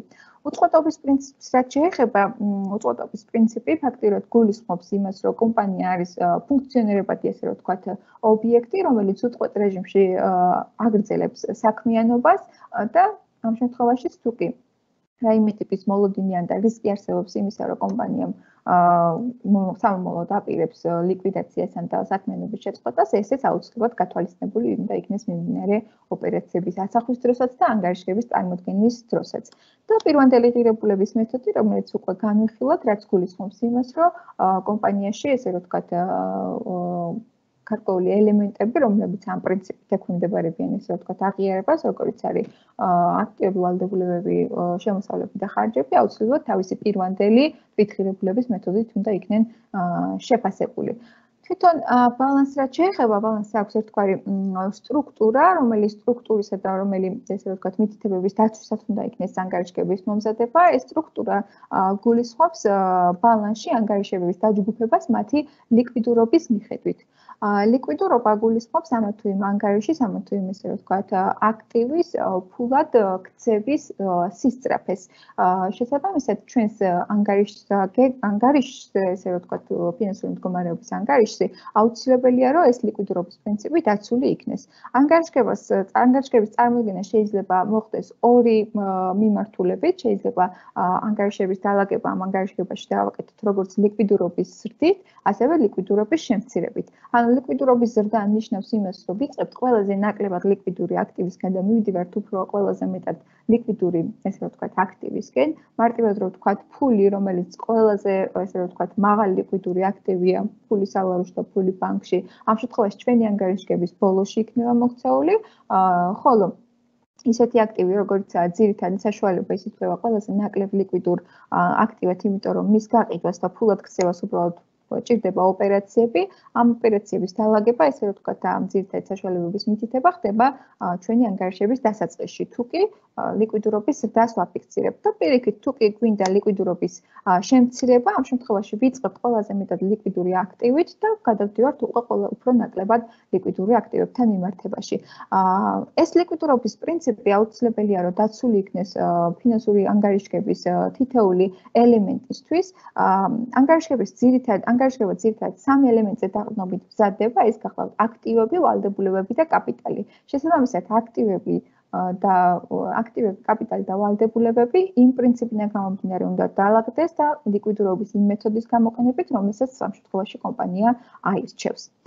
რა თქმა უნდა, ამ ელემენტებთან მიმართებაში აუცილებელია, რომ კომპანიამ ცალკე გამოყოს ანგარიშები მათი დაფარვის ვადებიდან გამომდინარე, კერძოდ მოხდეს ამ ანგარიშების დაყოფა ორ ჯგუფად. და ეს ჯგუფები ძირითადად ანგარიშების ვადიანობასთან არის დაკავშირებული და ჯგუფები, ესე რომ ვთქვათ, ერთიანდება და მოიცავს გრძელვადიან და მოკლევადიან დაჯგუფებებს.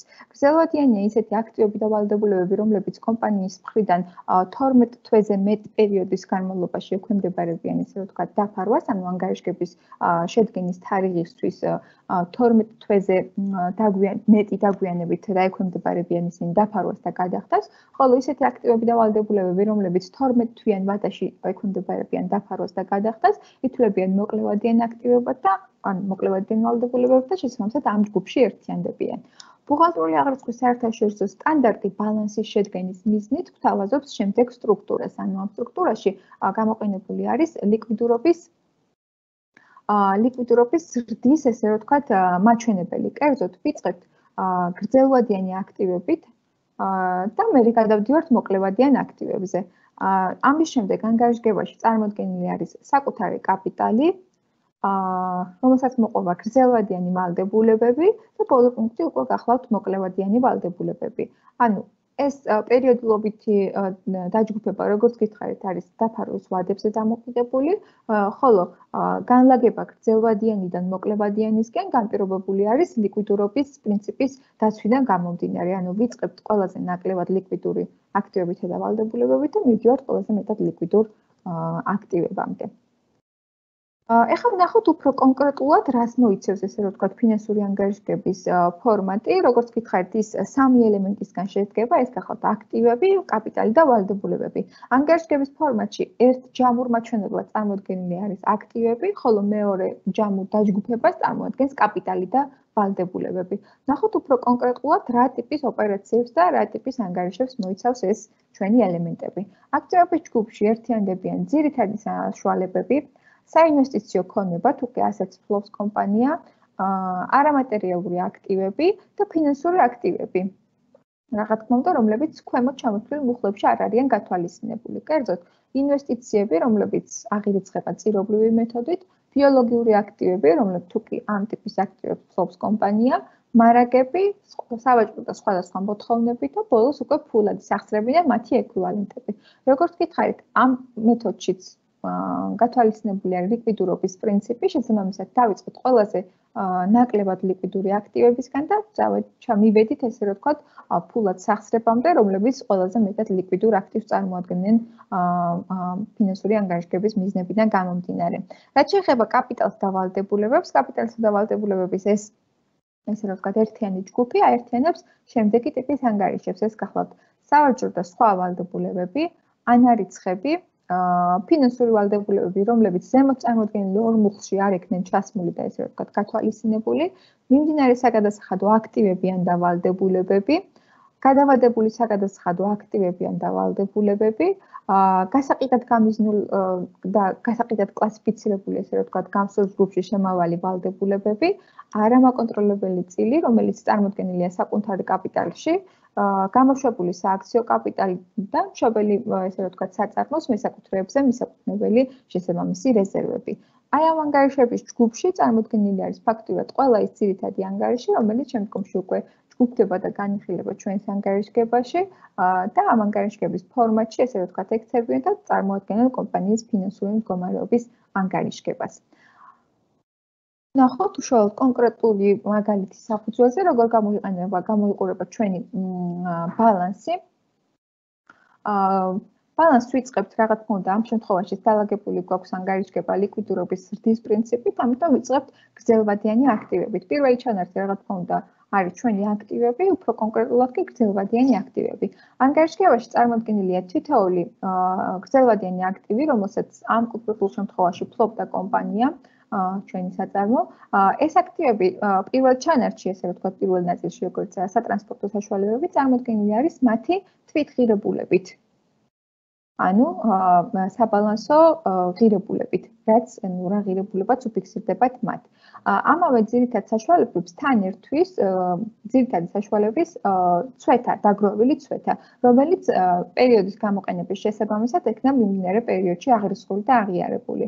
საბოლოოდ ჩვენი ძირითადი საშუალებები ჩვენს ანგარიშგებაში უნდა დაფიქსირდნენ ნარჩენი ღირებულებით, ანუ ღირებულებით, რომელიც მათი თვითღირებულებისა და დაგროვილი ცვეთის შეპირისპირების შედეგად ჩნდება. ანგარიშგებაში შეიძლება თავშად სატრანსპორტო საშუალებები ჯამურად ერთიანი მაჩვენებლის სახითაც იქნეს წარმოდგენილი, ამ შემთხვევაში 43.892 სახით, ან არადა ისეთი ჩაშლილი სახით, როგორც ზემოთ არის მოცემული, ანუ თვითღირებულება, რომელიც მცირდება ცვეთის მაჩვენებლით. ანუ ეს გადაწყვეტილება, რა თქმა უნდა, ფინანსური აღრიცხვის სააღრიცხვო პოლიტიკიდან გამომდინარე დგინდება და ინფორმაციის, ესე რომ ვთქვათ, მომხმარებლების საჭიროებიდან გამომდინარე დგინდება. მეორე ნაწილში იგივე ძირითადი საშუალებების ნაწილს ვაგრძელებთ, ამ შემთხვევაში უბრალოდ განსხვავებული მახასიათებლების მქონე ძირითადი საშუალება არის წარმოდგენილი, რაც არის ოფისის აღჭურვილობა. ოფისის აღჭურვილობაც ანალოგიურად წარმოდგენილი არის თავისი თვითღირებულებით, რომელიც მცირდება ამავე ოფისის აღჭურვილობის დაგროვილი ცვეთის ფარგლებში და გვაძლევს საბალანსო ღირებულებას 3120 ლარის ფარგლებში. ამით ჩვენი კონკრეტული მაგალითის შემთხვევაში ამოიწურა ჩვენი გრძელვადიანი აქტივები, ამიტომ ვაჯამებთ სულ გრძელვადიან აქტივებს, რომელიც სატრანსპორტო საშუალებისა და ოფისის აღჭურვილობების საბალანსო ღირებულებების ჯამს წარმოადგენს. ამ შემთხვევაში 57012 ლარს. გრძელვადიანი აქტივების ნაწილი ამოიწურა ამით ბასერთის მითითებიდან გამომდინარე, როგორც გახსოვთ, ეხლა უკვე უნდა წარმოადგინოთ კომპანიის მიმდინარე აქტივები და მიმდინარე აქტივები ჩვენს კონკრეტულ შემთხვევაში ესე არის წარმოდგენილი. კერძოდ, კომპანია პერიოდის ბოლოს ფლობდა 20.000 ლარის საქონელს, წინასწარ გადახდილი იჯარა შეადგენდა 4.000 ლარს, მოთხოვნები მიწოდებიდან შეადგენდა 25.000 ლარს. ამავე მოთხოვნებს ცალკე არის იქვე აქვს ესე რომ ვთქვათ გამოხატული და მითითებული მოთხოვნებთან დაკავშირებული საეჭვო მოთხოვნის ანარიცხები. ანუ ეს ანარიცხები გულისხმობს იმას და გვაძლევს ესე რომ ვთქვათ საშუალებას იმისას, რომ ინფორმაციის მომხმარებელმა მიიღოს ნეტო რეალური მოთხოვნების შესახებ ინფორმაცია. საეჭვო მოთხოვნის ანარიცხი როგორც ისეთი იქნება იმისთვის, რომ კომპანიამ სამომავლოდ უიმედო ან და საეჭვო მოთხოვნების ჩამოწერის შედეგად არ მიიღოს ესე რომ ვთქვათ ფინანსური ზარალი, ეს საეჭვო მოთხოვნები მიმდინარე პერიოდში გარდა ამისა უზრუნველყოფს იმას, რომ მოთხოვნები მიწოდებიდან და მომსახურებიდან წარმოდგენილი იქნეს ნეტო რეალური ღირებულებით. თუ კი, ანუ ესე რომ ვთქვათ, რაიმე ტიპის ეჭვს შეიცავს, ან და რაიმე ტიპის ესე რომ ვთქვათ, პოლიტიკიდან გამომდინარე გადახდის ან და გადაუხდელობის რისკი უდგას კომპანია, ეს ყველაფერი საეჭვო მოთხოვნების ანარიცხში არის ასახული, შესაბამისად ის ანეტებს და რეალურ ღირებულებამდე დაყავს ჩვენს მოთხოვნების ესე რომ ვთქვათ, ჯამურ მოცულობას. ამის შემდეგ უკვე წარმოდგენილია ფული ბანკში, შესაბამისი მონაცემით 161.350 ლარი და ფული სავაროში 3.300 ლარის მოცულობით.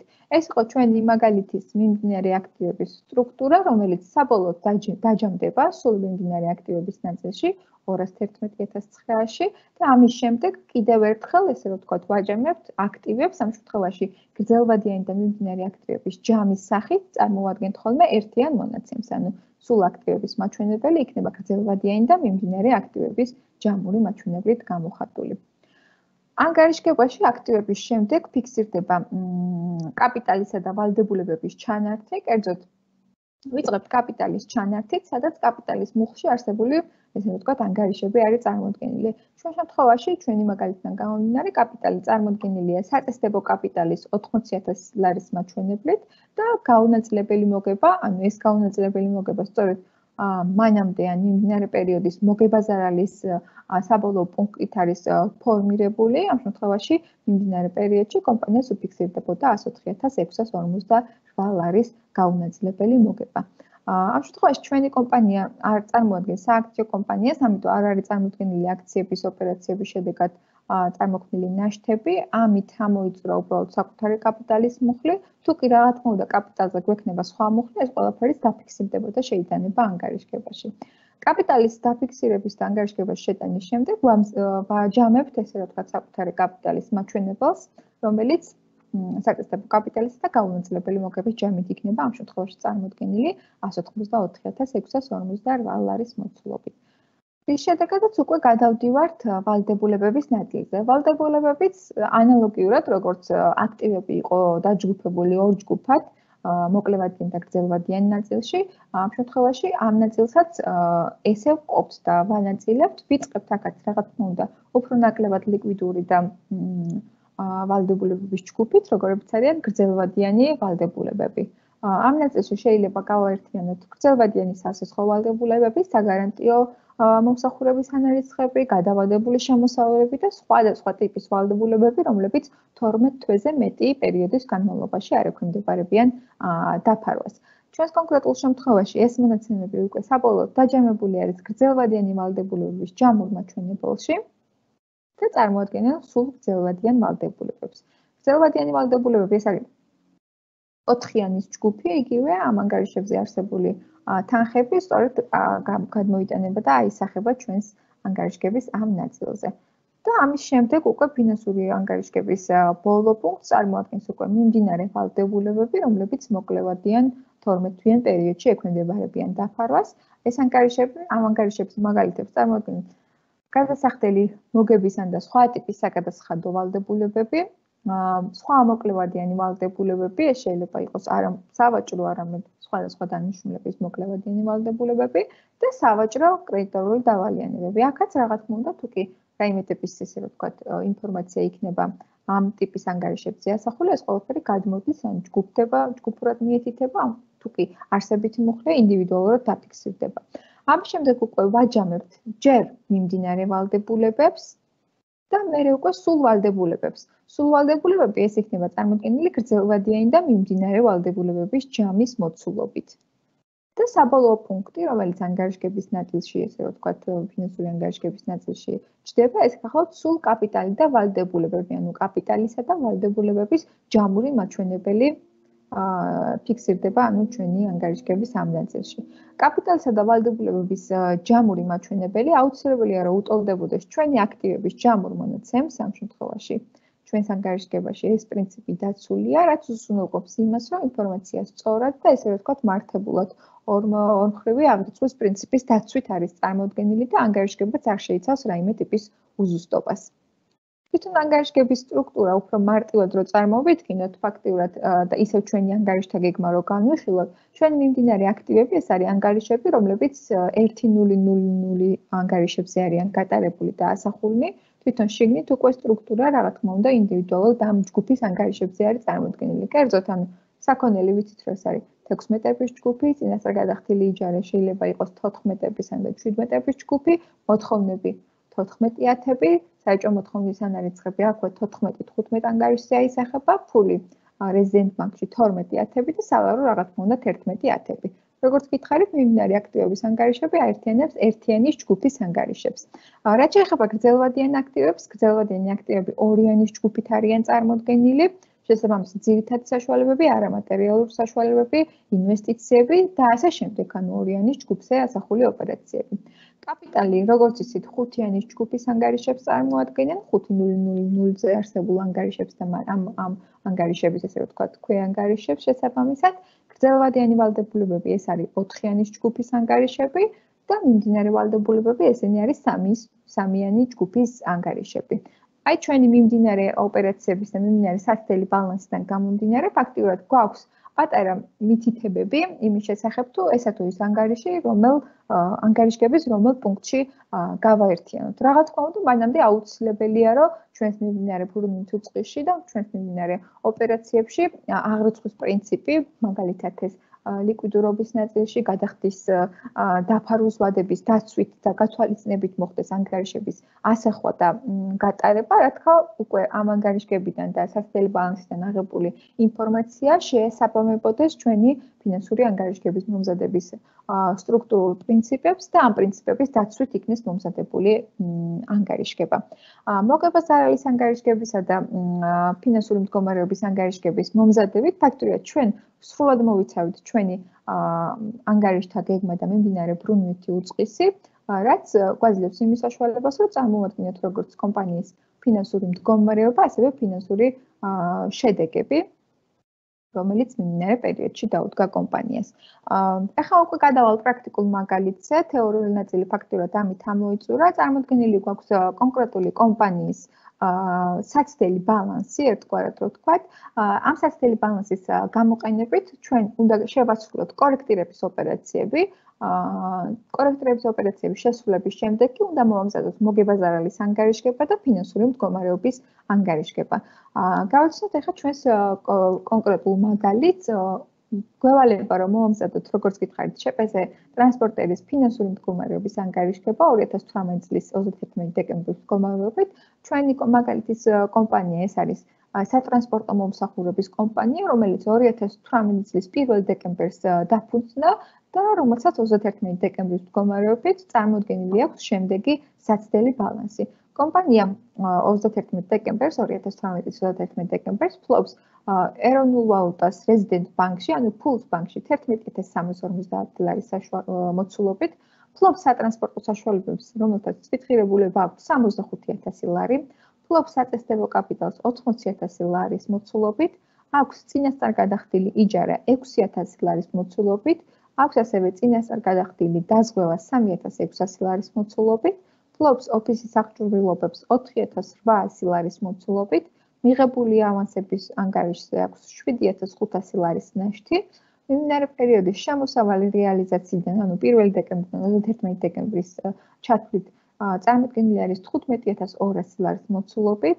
რეკლამის ხარჯები აქვს 1500 ლარი, კომუნალური მომსახურების ხარჯები 450 ლარი, საწვავის ხარჯები 2500 ლარი, ხელფასის ხარჯები 5400 ლარი, მოთხოვნები მიწოდებიდან და მომსახურებიდან წარმოადგენს 5200 ლარს, სავაჭრო ვალდებულებები შეადგენს 4900 ლარს და გარდა ამისა კომპანია ფლობს ოფისის მარაგებს 1800 ლარის მოცულობით. რა თქმა უნდა, ეს ანგარიშები და ესე რომ ვთქვათ, არ არის ლიკვიდურობის მიხედვით დალაგებული და უზრუნველყოფილი, ეს ლიკვიდურობის დალაგება უკვე მაგალითის ფარგლებში მოგვეთხოვება ჩვენ. ამ მაგალითთან მიმართებაში გარდა ამისა შენიშნებით, რომ ანგარიშებს თან ახლავს რაღაც გარკვეული შენიშვნები, ეს შენიშვნები ფაქტურად ჩვენ უნდა გავიაროთ, შევისწავლოთ და ამ შენიშვნებიდან გამომდინარე გავაკეთოთ შესაბამისი კორექტირებები საჭიროების შემთხვევაში. 1 დეკემბერს კომპანიას გადაუხდია 3 თვის იჯარა 6000 ლარის მოცულობით. ანუ წინასწარ გადახდილი იჯარის თანხა, რომელიც ჩვენ სასწრაფო ბალანსში 6000 ლარით იყო წარმოდგენილი, ვიგებთ, რომ გადახდილი არის 3 თვისთვის და ამ 3 თვიდან ერთი არის დეკემბერი და დანარჩენი 2 თვე რა თქმა უნდა იქნება მომდევნო პერიოდის იანვარი-თებერვალი, ან და შეიძლება იყოს საიჯარო ხელშეკრულების ბოლოს არსებული პერიოდები. გარდა ამისა, წინასწარ გადახდილი სადაზღვევო პოლისი, რომელიც წინასწარ გაწეული ხარჯების ანგარიშზე გვიჩნდა 3600 ლარის მოცულობით, ვიგებთ, რომ ყოფილა წლიური ერთწლიანი სადაზღვევო პოლისი და მოიცავს 1 დეკემბრიდან 1 დეკემბრამდე პერიოდს 3600 ლარის მოცულობით. ხელშეკრულების თანახმად მიღებული ავანსის ანგარიშზე შესრულებული სამუშაოს მოცულობამ შეადგინა 3500 ლარიო. ეს შენიშვნა გვეუბნება ინფორმაციას იმის შესახებ, რომ კომპანიას მიმდინარე პერიოდში რო ქონდა მიღებული ავანსები, ამ შემთხვევაში ამ შემთხვევაში მიღებული ავანსები 7500 ლარით, რომელიც იყო წარმოდგენილი, აი ამ 7500 ლარიდან 3500 ლარის მომსახურება უკვე გაწეულია და ამ სამუშაოს ფარგლებში ასაღიარებელია შემოსავლები. ინვენტარიზაციის მონაცემებით 31 დეკემბერს ოფისის მარაგის ღირებულებამ შეადგინა 1200 ლარი. ისევ მაგალითს თუ განვიხსენებთ, ჩვენი ოფისის მარაგები წარმოდგენილი იყო 1800 ლარით. ამ მარაგების ინვენტარიზაცია რაც ჩაატარა კომპანიამ, აღმოჩნდა, რომ 1800 ლარის ნაცვლად 1200 ლარის მარაგის ნაშთი ქონია ფაქტიურად. ძირითადად საშუალებებს, რომლებიც წარმოდგენილი იყო ჩვენ საცდელ ბალანსში, აუცილებელია, რომ დაერიცხოთ ცვეთა, კერძოდ სატრანსპორტო საშუალებებს 1093 ლარის მოცულობით და ოფისის აღჭურვილობებს 80 ლარის საშუალებით, მოცულობით. და გარდა ამისა, კომპანიას ასაღიარებელი და დასარიცხი აქვს 2 დღის გაუცემელი ხელფასი. გაუცემელი ხელფასი ნიშნავს იმას, რომ ეს თანხა ჯერ არ გადაუხდია კომპანიას, შესაბამისი ხელფასის ხარჯი და სახელმწიფო დავალიანება ამავე პერიოდში უნდა იქნეს აღიარებული. როგორც გითხარით და როგორც თეორიულ ნაწილში განვიხილეთ, ჩვენ ფინანსური ანგარიშგების მომზადებას ვიწყებთ გამოვლენილი, ესე რომ ვთქვათ, უზუსტავების შესწავლით და გატარებით, ანუ ამ შემთხვევაში შენიშვნებში ჩამოწერილი არის ოპერაციები, რომლებიც მიმდინარე პერიოდში ექვემდებარებიან კორექტირებას, ამიტომ საჭიროა ეს კორექტირებები ავსახოთ და გავატაროთ მიმდინარე საბუხალტრო ჩანაწერებში. დავიწყოთ პირველი შენიშვნით. პირველი შენიშვნა ეხებოდა წინასწარ გადახდილ იჯარას, ამ იჯარის ნაწილიდან ჩვენ გავარკვიეთ, რომ ერთი თვის წილი ხარჯი, ესე რომ ვთქვათ, ამ პერიოდის დეკემბერს ეკუთვნოდა, შესაბამისად, წინასწარ გაწეული იჯარის ანგარიშთან, რომელიც თავისი შინაარსიდან გამომდინარე წარმოადგენს აქტივების ანგარიშს, კერძოდ 17-20 ანგარიშზე აისახება, აუცილებელია, რომ გადმოიხუროს და მიმდინარე პერიოდში გატარდეს საიჯარო ხარჯის მოცულობით. ანუ ვაღიარებთ დებეტში საიჯარო ხარჯს 2000 ლარის ფარგლებში და კრედიტში ვამცირებთ ჩვენს აქტივის ანგარიშზე, კერძოდ წინასწარ გადახდილი საიჯარო ხარჯის ანგარიშზე, ანუ თანხას იგივე 2000 ლარის ფარგლებში. ანალოგიურად ვიქცევით წინასწარ გადახდილი დაზღვევასთან მიმართებაში, თუ კი წლიური დაზღვევის საფასური იყოს 3600 ლარი, ერთი თვის სადაზღვევო მომსახურების ხარჯი შეადგენს უკვე 300 ლარს, ამ 300 ლარის ფარგლებში აუცილებელია, რომ მიმდინარე პერიოდში აღიარებული იქნეს დაზღვევის ხარჯი და ამ დაზღვევის ხარჯის ასაღიარებლადაც ასევე წინასწარ გაწეული ხარჯის ანგარიშები იქნეს გამოყენებული. ესე იგი, დებეტში გვიჯდება დაზღვევის ხარჯი 74-35 ანგარიში ამ შემთხვევაში 300 ლარის მოცულობით და კრედიტში გვაქვს წინასწარ გადახდილი ხარჯების, სხვა ხარჯების ანგარიში 17-90 ანგარიშზე 300 ლარის მოცულობით. მესამე შენიშვნა გვეუბნებოდა, რომ ხელშეკრულების თანახმად გამოირკვა, რომ მიმდინარე პერიოდში მიღებული ავანსებიდან ნაწილობრივი შესრულება განხორციელდა, შესაბამისად, ამ შესრულების ნაწილზე ჩვენ უნდა ვაღიაროთ შემოსავალი და შესაბამისად შევამციროთ მიღებული ავანსის თანხა. შესაბამისად, დებეტში კორექტირების გატარებას აქვს შემდეგი სახე, დებეტში გვიზის მიღებული ავანსები 31-20 ანგარიშის შემთხვევაში 3500 ლარის მოცულობით და კრედიტში ზის შემოსავალი რეალიზაციიდან იგივე 3500 ლარის მოცულობით. ინვენტარიზაციის შედეგად გამოვლენილი მარაგების დანაკლისიც აუცილებელია, რომ ჩამოიწეროს და ამ ჩამოწერასთან დაკავშირებით გავაკეთებთ შემდეგ გატარებას. დებეტში გვექნება სხვა არასაოპერაციო ხარჯები, შევთვალოთ, რომ ეს დანაკლისი იყო აზე ნორმატიული, ესე რომ ვთქვათ, გადახარჯვა, ან დანაკარგი უბრალოდ, ამიტომ ის სხვა საოპერაციო ხარჯებში ვაღიარეთ 600 ლარის მოცულობით და რა თქმა უნდა, ჩამოვწერეთ და შევამცირეთ ჩვენი ოფისის მარაგები იგივე 600 ლარის მოცულობით. ძირითად საშუალებებს, რომლებზეც მითითების შესაბამისად უნდა დავარიცხოთ ცვეთა, შემდეგი გატარებით გავუკეთებთ, ესე რომ ვთქვათ, ცვეთის დარიცხვას. დებეტი, ცვეთისა და ამორტიზაციის ხარჯი, ამ შემთხვევაში ცვეთის ხარჯების ასაღიარებლით 2 განსხვავებული ანგარიში გვაქვს გამოყენებული. საავტომობილო სატრანსპორტო საშუალებები, რომლებიც კომპანიას ძირითადი საოპერაციო საქმიანობის შემადგენელ ნაწილს მიესადაგებიან 71 ჯგუფის ანგარიშებს ავსახავთ, კერძოდ 71-70 ანგარიშზე 1093 ლარის მოცულობით, კრედიტში ჩვეულებრივ გვექნება ამ სატრანსპორტო საშუალებების დაგროვილი ცვეთის ანგარიში 22-80 ანგარიშზე. ხოლო ოფისის აღჭურვილობები, რომლებიც ადმინისტრაციული მიზნებისთვის გამოიყენებიან კომპანიის მხრიდან, 74-55 ანგარიშზე ავსახავთ, ანუ ადმინისტრაციული ხარჯების ჯგუფზე 80 ლარის მოცულობით. ამ შემთხვევაში გატარებასაც იგივე სახე აქვს. დებეტი, ცვეთის ხარჯი, კრედიტი, დაგროვილი ცვეთის ანგარიში 80 ლარის მოცულობით. და მეექვსე შენიშვნა, რომელიც წარმოდგენილი იყო ჩვენს გამოვლინდა, ესე ვთქვათ, ანგარიშების შესწავლის დროს, ეს იყო დამატებით დასარიცხი ჰქონდა 2 დღის ხელფასი, რომელსაც შესაბამისად ავსახავთ და გავატარებთ მუხლებზე. დებეტში გვექნება ხელფასის ხარჯი 800 ლარის ფარგლებში, ჩავთვალოთ, რომ ესეც მძღოლების ხელფასი და საოპერაციო საქმიანობასთან დაკავშირებული ძირითადი პირდაპირ ხელფასის ხარჯი იყო, ამიტომ 71 ანგარიშზე გატარდა ეს თანხა 800 ლარი და კრედიტში გვაქვს გადასახდელი ხელფასების ვალდებულება ასაღიარებელი. კორექტირებების ანგარიშების ასახვის შემდეგ ფაქტიურად ჩვენი სასწრაფო ბალანსი, რომელიც წინა სლაიდზე შემდეგი სახით იყო წარმოდგენილი, აუცილებლად დაექვემდებარება კორექტირებას იმ გატარებების საფუძველზე, რომელიც შენიშვნების ფარგლებში განვახორციელებთ. კერძოდ, სატრანსპორტო საშუალებებში უნდა გავითვალისწინოთ მათი წვეთა, ოფისის აღჭურვილობაზეც ანალოგიურად წვეთა, წინასწარ გადახდილი იჯარის ხარჯიდან უკვე ამ 6,000-დან ჩვენ 2,000 გადავხურეთ მიმდინარე პერიოდის ხარჯებზე შესაბამისად უკვე კორექტირებული მაჩვენებელი გვექნება წინასწარ გადახდილი იჯარაზე, ანალოგიურად წინასწარ გაწეული დაზღვევის ხარჯზე, ოფისის მარაგებზე და ხელფასების ხარჯზე. მიმდინარე კორექტირების ოპერაციები ფაქტურად უზრუნველყოფს იმას, რომ სასწრაფო ბალანსის მონაცემები ჩვენი მიმდინარე ოპერაციების ფარგლებში შეიცვალოს და დაკორექტდეს, გავიდეს უკვე საბოლოო მაჩვენებელზე.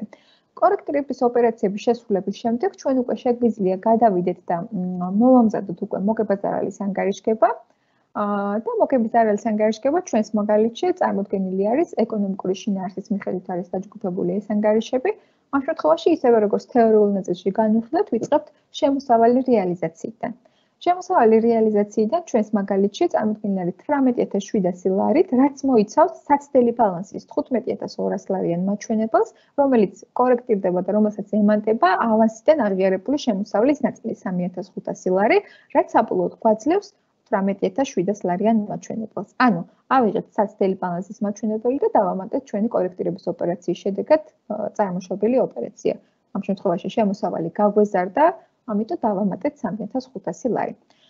თვითღირებულება, რომელიც 9593 ლარით არის წარმოდგენილი, ამ შემთხვევაში თვითღირებულების ნაწილში ჩართული არის საწვავის ხარჯი, რომელიც სასწრაფო ბალანსში იყო წარმოდგენილი, ხელფასის ხარჯი, სასწრაფო ბალანსს დამატებული ჩვენი მიმდინარე კორექტირების 600 ლარიანი ცვლილება და სატრანსპორტო საშუალებების წვეთა.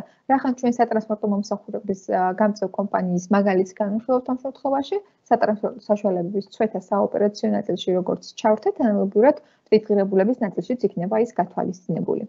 საერთო მოგება, რომელიც შემაჯამებელ პუნქტს წარმოადგენს, პირველ შემაჯამებელ პუნქტს წარმოადგენს ჩვენს ანგარიშგებაში, წარმოდგენილი არის შემოსავალი რეალიზაციიდან მინუს თვითღირებულების ნაწილი.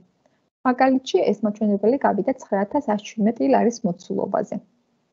კომპანიას არ ქონია სხვა შემოსავლები, ანუ ამ მაგალითის მიხედვით, ამიტომ სხვა შემოსავლების პუნქტი გამოტოვებულია ჩვენს ანგარიშგებაში და გადავდივართ კომერციულ ხარჯებზე. კომერციულ ხარჯებში პირდაპირ ჩდება რა თქმა უნდა რეკლამის ხარჯი, რომელიც 1500 ლარით იყო წარმოდგენილი ჩვენს სასწრაფო ბალანსში და ამ მონაცემს მოგვაქვს და ვცვამთ იგივე, ესე რომ ვთქვათ, ამ ჩანართში. ადმინისტრაციულ ხარჯებს რაც შეეხება, ადმინისტრაციული ხარჯები ამ შემთხვევაში აერთიანებს კომუნალურ ხარჯს 450 ლარის ფარგლებში, იჯარის ხარჯს 2000 ლარის ფარგლებში, დაზღვევის ხარჯს 300 ლარის ფარგლებში და ოფისის აღჭურვილობის წვეთას 80 ლარის ფარგლებში. ჯამურად ადმინისტრაციულმა ხარჯებმა შეადგინა 2830 ლარი. და სხვა ხარჯები. ეს სხვა ხარჯები ჩვენს მაგალითში წარმოდგენილი იქნება ოფისის მარაგების დანაკლისით, რომელიც 82-90 ანგარიშზე ავსახეთ ჩვენ 600 ლარის მოცულობით. ამის შემდეგ უკვე მოგებას, საერთო მოგებას 9117 ლარის მოცულობით ვაკორექტირებთ და ესე რომ ვთქვათ, ვამცირებთ კომერციული, ადმინისტრაციული და სხვა ხარჯების მოცულობით და გავდივართ მოგება დაბეგვრამდე, რომელიც 4187 ლარით იქნება წარმოდგენილი. აღნიშნულ თანხას ვარიცხავთ მოგების გადასახადს. მოგების გადასახადის დარიცხვა შემდეგი გატარებით აისახება ბუღალტერიაში, დებეტში გვექნება 9210 მოგების გადასახადის ხარჯი 628 ლარი და კრედიტში 3310 გადასახდელი მოგების გადასახადი 628, იგივე 628 ლარი. ამ გატარების შედეგად ჩვენ უკვე მოგებაზარალის ანგარიშგების მომზადების პარალელურად წარმოვშობთ გადასახდელი მოგების გადასახადის ვალდებულებას და გარდა ამისა მოგებაზარალის ანგარიშგებაში როგორც გვიჩანს მოგების გადასახადის ხარჯი, ეს ხარჯი პარალელურად ტარდება ცხრიანების ჯგუფზე, რომელიც საბოლოოდ ამ შემთხვევაშიც გადაიხურება 53-30 ანგარიშზე, მიმდინარე პერიოდის მოგებაზარალის ანგარიშზე და უზრუნველყოფს იმას, რომ ჩვენი გაუნაწილებელი მოგება, იგივე წმინდა მოგება, რომელიც უკვე შესაბამის ანგარიშზე იქნება წარმოდგენილი, უკვე აღარ მოიცავს ყველანაირი ხარჯი, ესე რომ ვთქვათ, და მას შორის მოგების გადასახადის ხარჯი უკვე მასში გათვალისწინებული იქნება და წმინდა შედეგს დააფიქსირებს და აჩვენებს. წმინდა მოგება ამ შემთხვევაში წარმოდგენილი იქნება მოგება დაბლგრამდე მინუს მოგების გადასახადი, რომელიც როგორც გითხარით, საბოლოოდ გადაიხურება გაუნაწილებელი მოგების ანგარიშზე, იგივე მოცულობის ფარგლებში. ეს რაც შეეხება ჩვენი მოგება-ზარალის ანგარიშგებას, მოგება-ზარალის ანგარიშგების მომზადებისა და ესე რომ ვთქვათ, წარმოდგენის შემდეგ უკვე შეგვიძლია გადავიდეთ და დავიწყოთ ფინანსური მდგომარეობის ანგარიშგების წარმოდგენა და ამ ანგარიშგებაში რა თქმა უნდა ჩვენი ანგარიშები იგივე ლიკვიდურობის ზრდის მიხედვით არის დაჯგუფებული და ვნახოთ უფრო კონკრეტულად რითი არის წარმოდგენილი. ვიწყებთ გრძელვადიანი აქტივებით კომპანიას ჰქონდა სატრანსპორტო საშუალება 63,917 ლარის ფარგლებში, რომელსაც დავარიცხეთ 1083 ლარის წვეთა. 1083 ლარი მინუს ნიშნით არის წარმოდგენილი, იმიტომ რომ უნდა უზრუნველყოთ თვითღირებულების შემცირება მიმდინარე პერიოდში გაანგარიშებული და დარიცხული წვეთის ფარგლებში და დავაფიქსიროთ საბალანსო ღირებულება ამ აქტივებთან მიმართებაში. აქვე გრძელვადიან აქტივებში წარმოდგენილი გვაქვს ოფისის აღჭურვილობები 4720 ლარის ფარგლებში თვითღირებულებით, რომელსაც დავარიცხეთ 80 ლარიანი წვეთა და ეს ანგარიშიც ესე რომ ვთქვათ მასთან ქვევით იქვე არის მითითებული ჭხილებში, ანუ აქაც მინუს ნიშნით. ვაჯამებთ სატრანსპორტო საშუალებებისა და ოფისის აღჭურვილობის ნარჩენ ღირებულებებს, ანუ თვითღირებულებას მინუს წვეთა, იგივე ოფისის აღჭურვილობის თვითღირებულებას მინუს წვეთა და გავდივართ უკვე სულ გრძელვადიანი აქტივების ჯამურ მაჩვენებელზე 68627 ლარის მოცულობით არის წარმოდგენილი აქ. შემდეგ უკვე გადავდივართ მოკლევადიან აქტივებზე. მოკლევადიან აქტივებში იგივე ლიკვიდურობის ზრდის დაჯგუფება გვაქვს, ვიწყებთ გრძელვადიანი ხარჯებით, რომელიც იქნება წინასწარ გადახდილი იჯარისა და წინასწარ გადახდილი დაზღვევის ხარჯების ჯამი, ამ შემთხვევაში მხოლოდ ნარჩენად დარჩენილი 4000 ლარის იჯარის ხარჯი იქნება აქ ჩართული და 3300 ლარის დაზღვევის ხარჯი. ოფისის მარაგები, რა თქმა უნდა, უკვე ფაქტობრივი მოცულობის ფარგლებში, ანუ ინვენტარიზაციის შედეგად დაფიქსირებული მაჩვენებლის ფარგლებში. მოთხოვნები იგივე მონაცემებით ამ შემთხვევაში არ ქონდა ამ ნაწილზე არანაირი კორექტირების ოპერაცია შესაძლებელი, ამიტომ წამოვიღეთ ჩვეულებრივ საცდელი ბალანსიდან და ფული ბანკში. აქ არც არ გაგვიხორციელება არანაირი კორექტირება. ამის შემდეგ უკვე ვაჯამებთ ჩვენს მოკლევადიან ვალდებულ აქტივებს და საბოლოოდ უკვე ვაჯამებთ გრძელვადიან და მოკლევადიან აქტივებს, რომელიც სულ აქტივების მაჩვენებელს გვაძლევს. ამ შემთხვევაში ჩვენი კომპანიის ჯამური აქტივები იქნება 93687 ლარით წარმოდგენილი. მეორე ნაწილში ანგარიშგების წარმოდგენილი იქნება კაპიტალი და ვალდებულებები. დავიწყოთ კაპიტალით. კაპიტალის მაჩვენებელი სასწრაფო ბალანსში სატესტებო კაპიტალი ქონდა მოცემული 80000 ლარის ფარგლებში, ხოლო გაუნაწილებელი მოგება ეს უკვე მიმდინარე მოგება-ზარალის ანგარიშგების შედგენის შედეგად დაფორმირებული ანგარიშია, რომელიც ჩვენი მოგება-ზარალის საბოლოო მაჩვენებელს ასახავს. რადგან კომპანია 1 დეკემბერს დაფუძნდა, ფაქტიურად ეს არის პირველი წელი მისი ფინანსური ანგარიშგების მომზადების, ამიტომ ეს მაჩვენებელი არის ამავე წლის მოგება-ზარალის საბოლოო მაჩვენებელი, რომელიც წამოვიდა და დაფიქსირდა კაპიტალის ჯგუფში. კომპანიის კაპიტალი მხოლოდ ამ ორი ანგარიშით არის წარმოდგენილი, ამიტომ დავაჯამებთ სატესტებო კაპიტალისა და გაუნაწილებელი მოგებას, რაც სულ კაპიტალის მაჩვენებელს მოგცემს 93559 ლარის მოცულობით და გადავალთ უკვე ვალდებულებებზე. სასწრაფო ბალანსში ჩვენი მაგალითის საფუძველზე არ იყო ვალდებულებები მოცემული, რომელიც გრძელვადიან ვალდებულებად შეიძლებოდა დაკლასიფიცირებულიყო, ამიტომ ვალდებულებები მხოლოდ მოკლევადიანი ვალდებულების ჭრილში არის წარმოდგენილი. მოგების გადასახადი, რომელიც მოგება-ზარალის ანგარიშში იქნა დათვლილი და გაანგარიშებული და რომელიც ვაღიარეთ როგორც ვალდებულება მიმდინარე პერიოდში, ჩაჯდება რა თქმა უნდა მოკლევადიანი ვალდებულებების ანგარიშზე. გადასახდელი ხელფასი, რომელიც გადაუხდელი იყო შენიშვნებიდან გამომდინარე და რომელიც მიმდინარე პერიოდში ავსახეთ და ვაღიარეთ 600 ლარის ფარგლებში, ეს ვალდებულების ნაწილში დაფიქსირდება და წარმოდგება. მიღებული ავანსები საწყისი მონაცემის სასწრაფო ბალანსში 7500 ლარით იყო მოცემული, აქედან 3500 ლარი გადავხურეთ და ვაღიარეთ მიმდინარე პერიოდის შემოსავლად შესაბამისად მიღებული ავანსები 4000 ლარით არის უკვე წარმოდგენილი და სავაჭრო ვალდებულებები უცვლელად 4700 ლარით. ამის შემდეგ ვაჯამებთ ვალდებულებებს და ვაჯამებთ სულ კაპიტალსა და ვალდებულებებს, რომელიც 93559-ისა და 10128 ლარის ჯამით არის წარმოდგენილი და რომელიც ანალოგიურად ედრება და უტოლდება ჩვენს აქტივების ღირებულებას. ეს რაც შეეხება პრაქტიკულ მაგალითს და ჩვენი ვებინარის ფაქტიურად აი ამ პრაქტიკული მაგალითის საფუძველზე ამოწურულია. ამ ეტაპზე დაგემშვიდობებით. ძალიან დიდი მადლობა, რომ დაინტერესდით ჩვენი ვებინარით და იღებდით მონაწილეობას. წინასწარ გილოცავთ აღდგომის ბრწყინვალე დღესასწაულს და გისურვებთ, რომ ეს კორონავირუსის ნაწილი მალე დასტაბილურებული იყოს და დაუბრუნებოდით ჩვენს აქტიურ ცხოვრების რიტმს და მოღვაწეობას. მადლობა ყურადღებისთვის და მადლობა, რომ იყავით ჩვენთან. ნახვამდის.